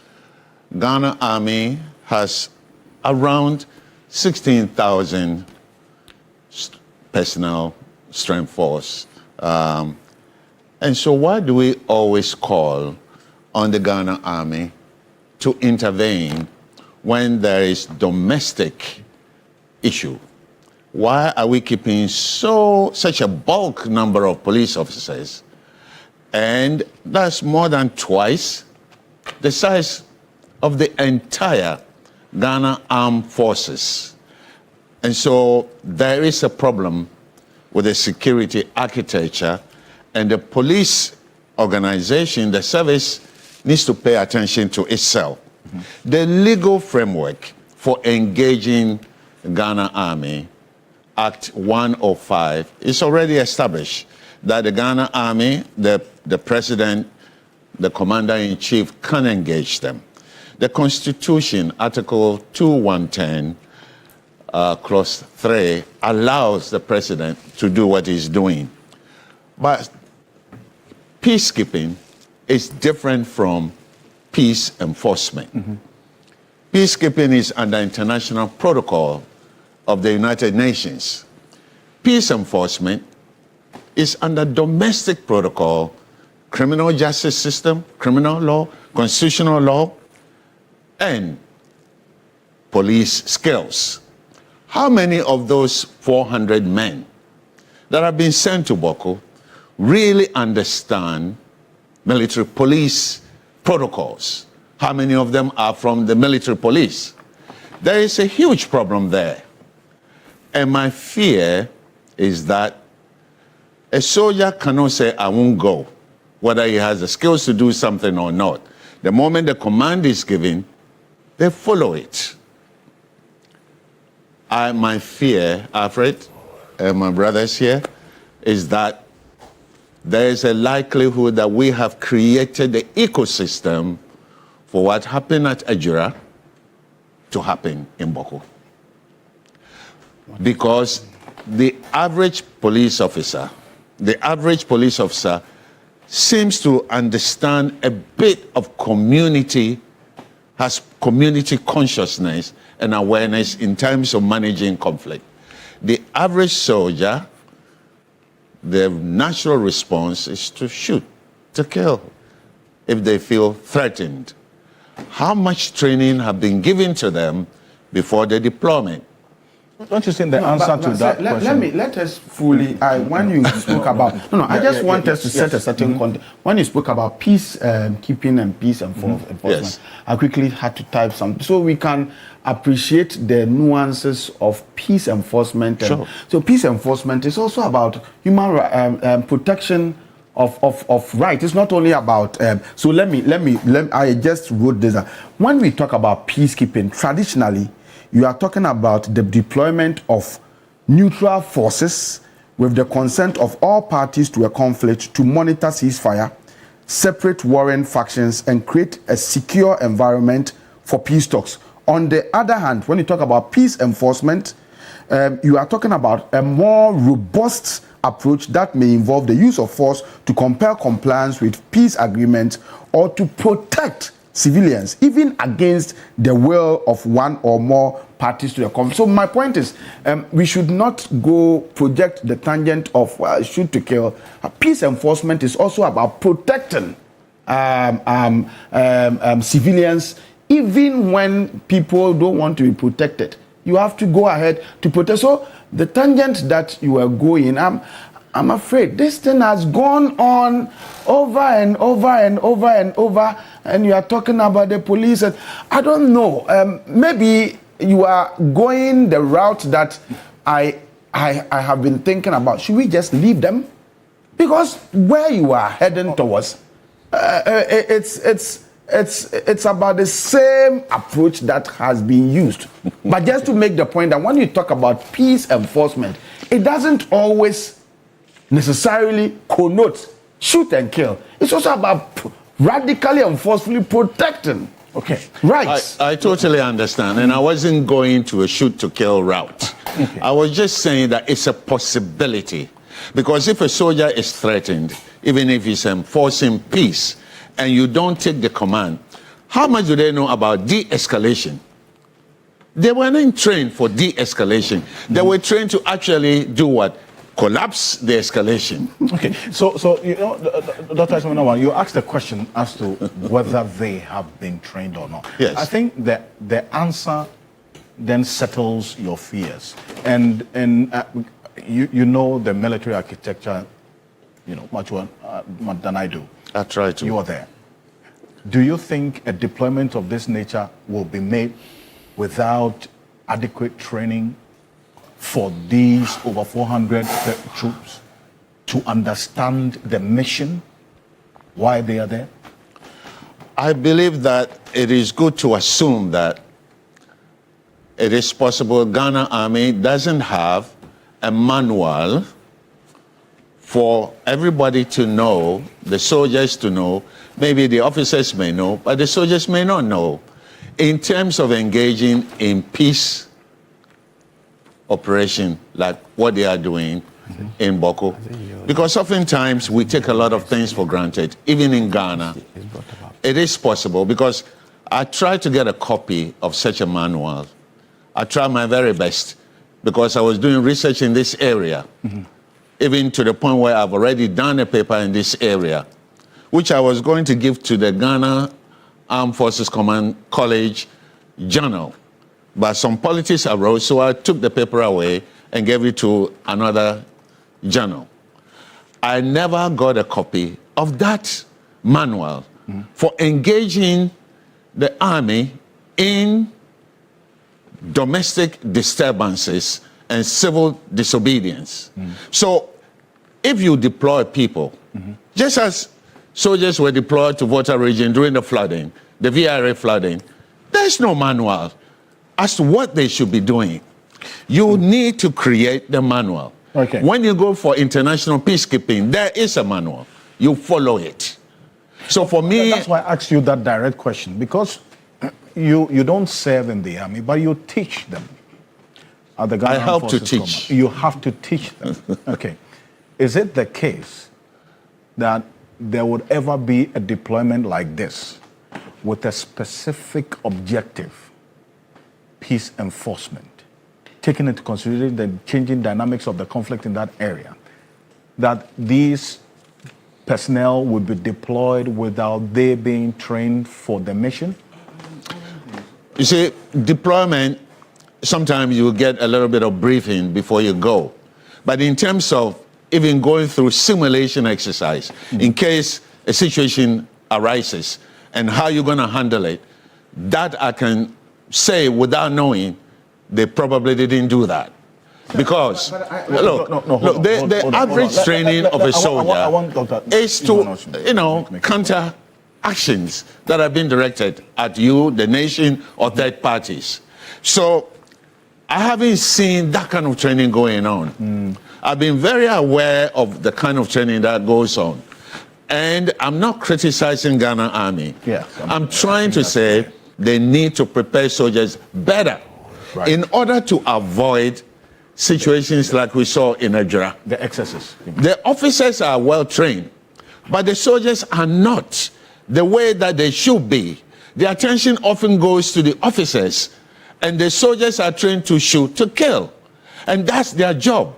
And so for me, I want on-site training going on, even as they are doing this job in Boku, so that we don't bring somebody to book. Because after they shoot somebody in defense of themselves or third parties, then we're going to set up a commission to find out why it happened. That's a waste of time. The person who shoots someone, I don't care how far away the person is, you never forget the person you shot. Even if you don't see the face so clearly, it is always hunting you. I don't want soldiers to end up with post-traumatic stress disorder. We don't even do debriefing when they go to peacekeeping. When they come back, we don't do debriefing in this country. But taking into so why would there be a manual for them to engage? Right, but Doc, let me say with you. Taking into consideration the fluid and evolving nature of the conflict in Boku, there's been other arguments as well by your colleagues in the security sector that the presence of the military is needed. What has been done now in the shift of focus should have actually been the next phase, long time ago, to achieve that optimum results of whipping all the sides in line to appreciate why there's a need for peace in there. What's your take on this? It's okay for people to have different approaches to this conflict situation. The Asante Hene Otumfuo is doing the best he can to resolve. The question is, are the people ready for a resolution? How long would the peace operation in Boku last?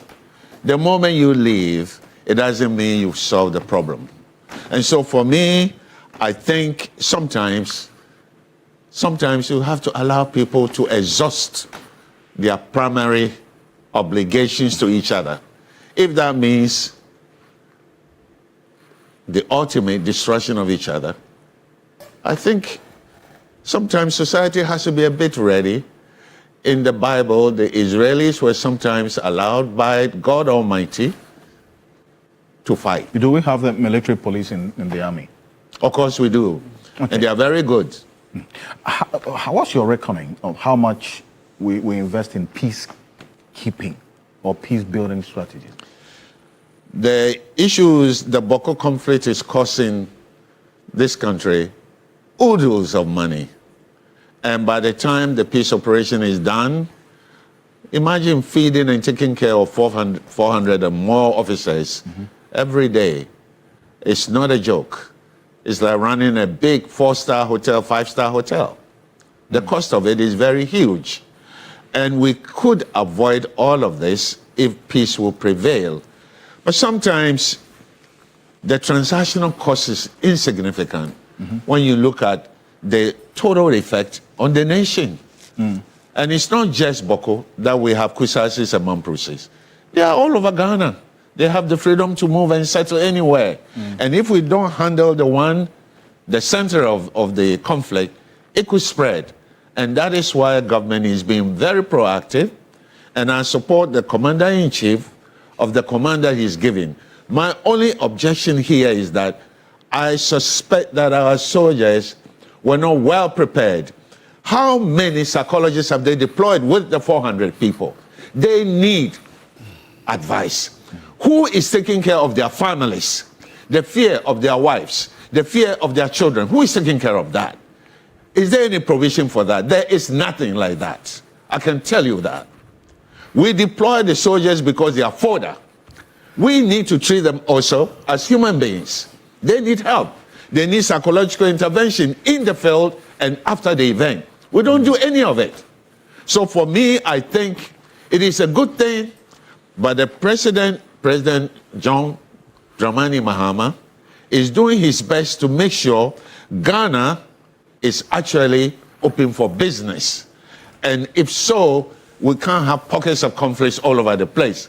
Boku has become a no-go area for a number of people because of the conflict. Which businessman or woman is going to invest in Boku? Nobody. So for me, I think President Mahama should do a lot more for the soldiers that they have deployed. All the security forces that they have deployed.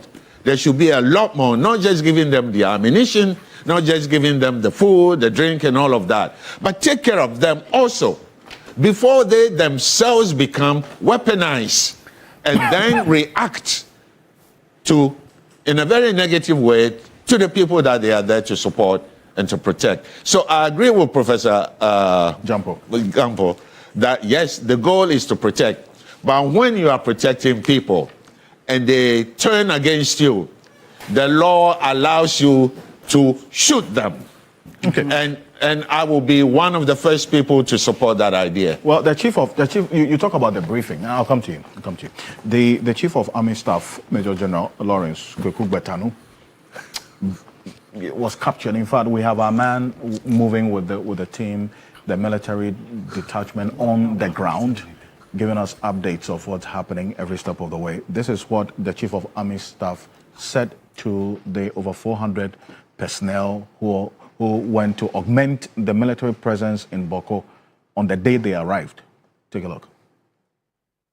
Sagudagu, that exercise, we have to review and transform it into a real-time operation to deal with the issue in the Boku area and other outlining areas. Is that very clear? Yes, and are we prepared for that? Yes, are we prepared for that? Yes, so, ladies and gentlemen, thank you very much.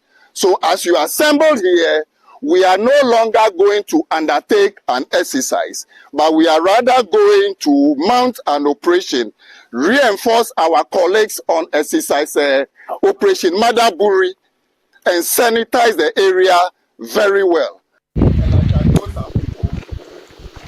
As we used to say in others, to return to, when I said to return to our families, some young ones corrected me that I should say return to our loved ones. Yes, sir. Yes, sir. We finish and then we return to our loved ones.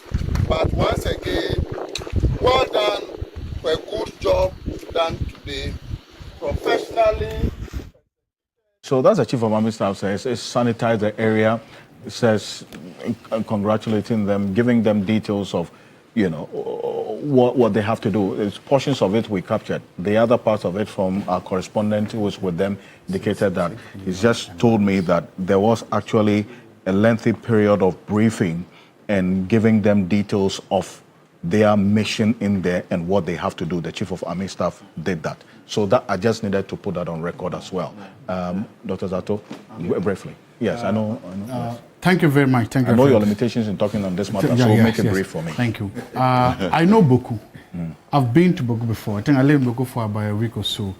I have family members, close family members. My big brother Chester Zato lived there. My brother Bob Zato attended Boku Secondary School. My sister Abigail Zato attended Boku Secondary School. I have other family members. Professor Roger Canton lived basically all his professional life working in Boku and helping Madagascar. So I know a lot of people in Boku. And when I was growing up, there was a Boku that I know. The Boku that was a route to Togo through a town called Sankasi. And almost everybody there, if you saw somebody selling a piece of jeans in Tumu, that jeans almost basically came through Sankasi, through Boku to Tumu. So all the businessmen will go to Boku and pass through to Togo and buy the things and come. Very vibrant, nice town of head. This is just, I pray and I hope that peace will come to Boku. I pray and hope that brothers and sisters will put down their swords and will meet on the table of reconciliation. I pray and hope that these people that have been sent there, they are peacekeepers. The soldiers, the police, the intelligence agencies. And the Holy Bible in Matthew 5:9 says, blessed are the peacekeepers, for they'll be called children of God.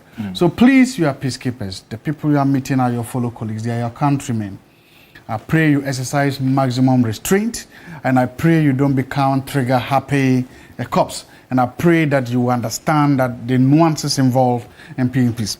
But there's one thing that we must talk about, and if we don't do that, we are doing a disservice to ourselves. The politics of this case. There's an elephant in the room. I wanted us to. Yes, I know. It's part. There's an elephant in the room. We've not talked about that elephant. It's a very big, huge elephant in the room. The focus of the conversation was, because if we get into the politics of it, we are not ending. Okay, I'm not. I just wanted. That's why I haven't even introduced it since we started the conversation. Okay. The focus has been on the security approach. Thank you. And the review and the approaching approach. Thank you. Lawyer. So, Alfred, you see, this is what I see about the Boku conflict. It cuts deep. And when a conflict cuts that deep, it requires solutions that are deep, thorough, and reflect a consensus building. You know, it's akin to applying a plaster to a wound without first dressing it. What this renewed conflict is telling us is that previous attempts at settlement have been forced on the people. Because when a conflict is that deep, there must be consensus building. And their unacceptable differences must be resolved. I think we need to put in place a string of measures. And I was glad when Doc talked about... Which of the docs? I'm talking about... Dr. Ismail Norman. Yes, right. Dr. Norman talked about the bit about the discipline force. I think we need the military that we've deployed to Boku must be disciplined. Right. And that is very important. We need a discipline force. And again, Alfred, any attempt at breaking peace at Boku must have the participation of the youth. These are the people who will be inheriting whether the conflict or the peace. Sure. So you need to involve the youth. So you see, I'm glad to hear the president say we are almost there. Yes. But my caution will be, let's not force a negotiation. Okay. Let's make sure that we are able to bring the two factions to the table. Great. involve the youth. Thank you. Yeah, but For example, if you say let's not force negotiation, I want you to make your point. Because I have limited time. So you say let's not force negotiation. Then what are you talking about? No, so you're ceding part of your time. You see, when I say let's not force the negotiation, yeah, I'm trying to say that previous attempt at settlements, when you see the renewed conflict, it tells you that the previous attempt at settlements have been unsuccessful. Thank you. All right. So you see, my point is that it is very crucial to prioritize de-escalation and negotiation in finding solutions to some of these conflicts. The use of force would always have to come in when all other options, have failed, and there is always a threat to human life and all that. But so you look at the Boku conflict and then ask yourself, have we explored the route of negotiation, de-escalation? Have we explored the route of engaging people in talks? And I think all these things have been done. It is important for us to put it out there that long ago, Kandapa was telling us that they were spending over 6 million cedis a month just to deploy soldiers to maintain a certain peace. Okay. You know how much that money can do for the generality of the population of Ghana? And so my view is that it is a good decision to move from peace keeping to peace enforcement with the view to protecting life and property. And I side with you that in doing so, see, sometimes the soldiers too, when they go there, if you don't take care and they are so annoyed, then they may do things, out of order. But it is important that we also tell them that even in the era of peace enforcement, they should treat human beings as human beings. Thank you. Thank you very much. Dr. Norte says the conflict process is a journey and not a destination. Discussions on segment of the process are good, but there is a lot that needs to be discussed and executed diligently. I thank you very much. I do appreciate you. Thank you so much, Dr. Richard Amakuba. Thank you for coming. Also to you, Dr. Ishmael Norman, thank you so much. And we'll be having a lot more of you in the coming weeks. Also to you as well, Dr. Joshua Zato, thank you so much for coming. And also, Lawyer Bracco Powers, thank you. Yes, this is the first time on the show. Thank you so much, and we certainly will be having more of you as well as we go on. Professor Ransford Jampo, do appreciate you coming. Thank you so much. Martin Pebo as well joined us on Zoom. Thank you very much for joining us. And then also Joe Jackson joined us earlier. Do appreciate you as well. And to you, our viewers, thank you so much for always making a day to be with us. Join us again same time next week. Do have a great weekend. I'm Alfred Ocansey. Good morning.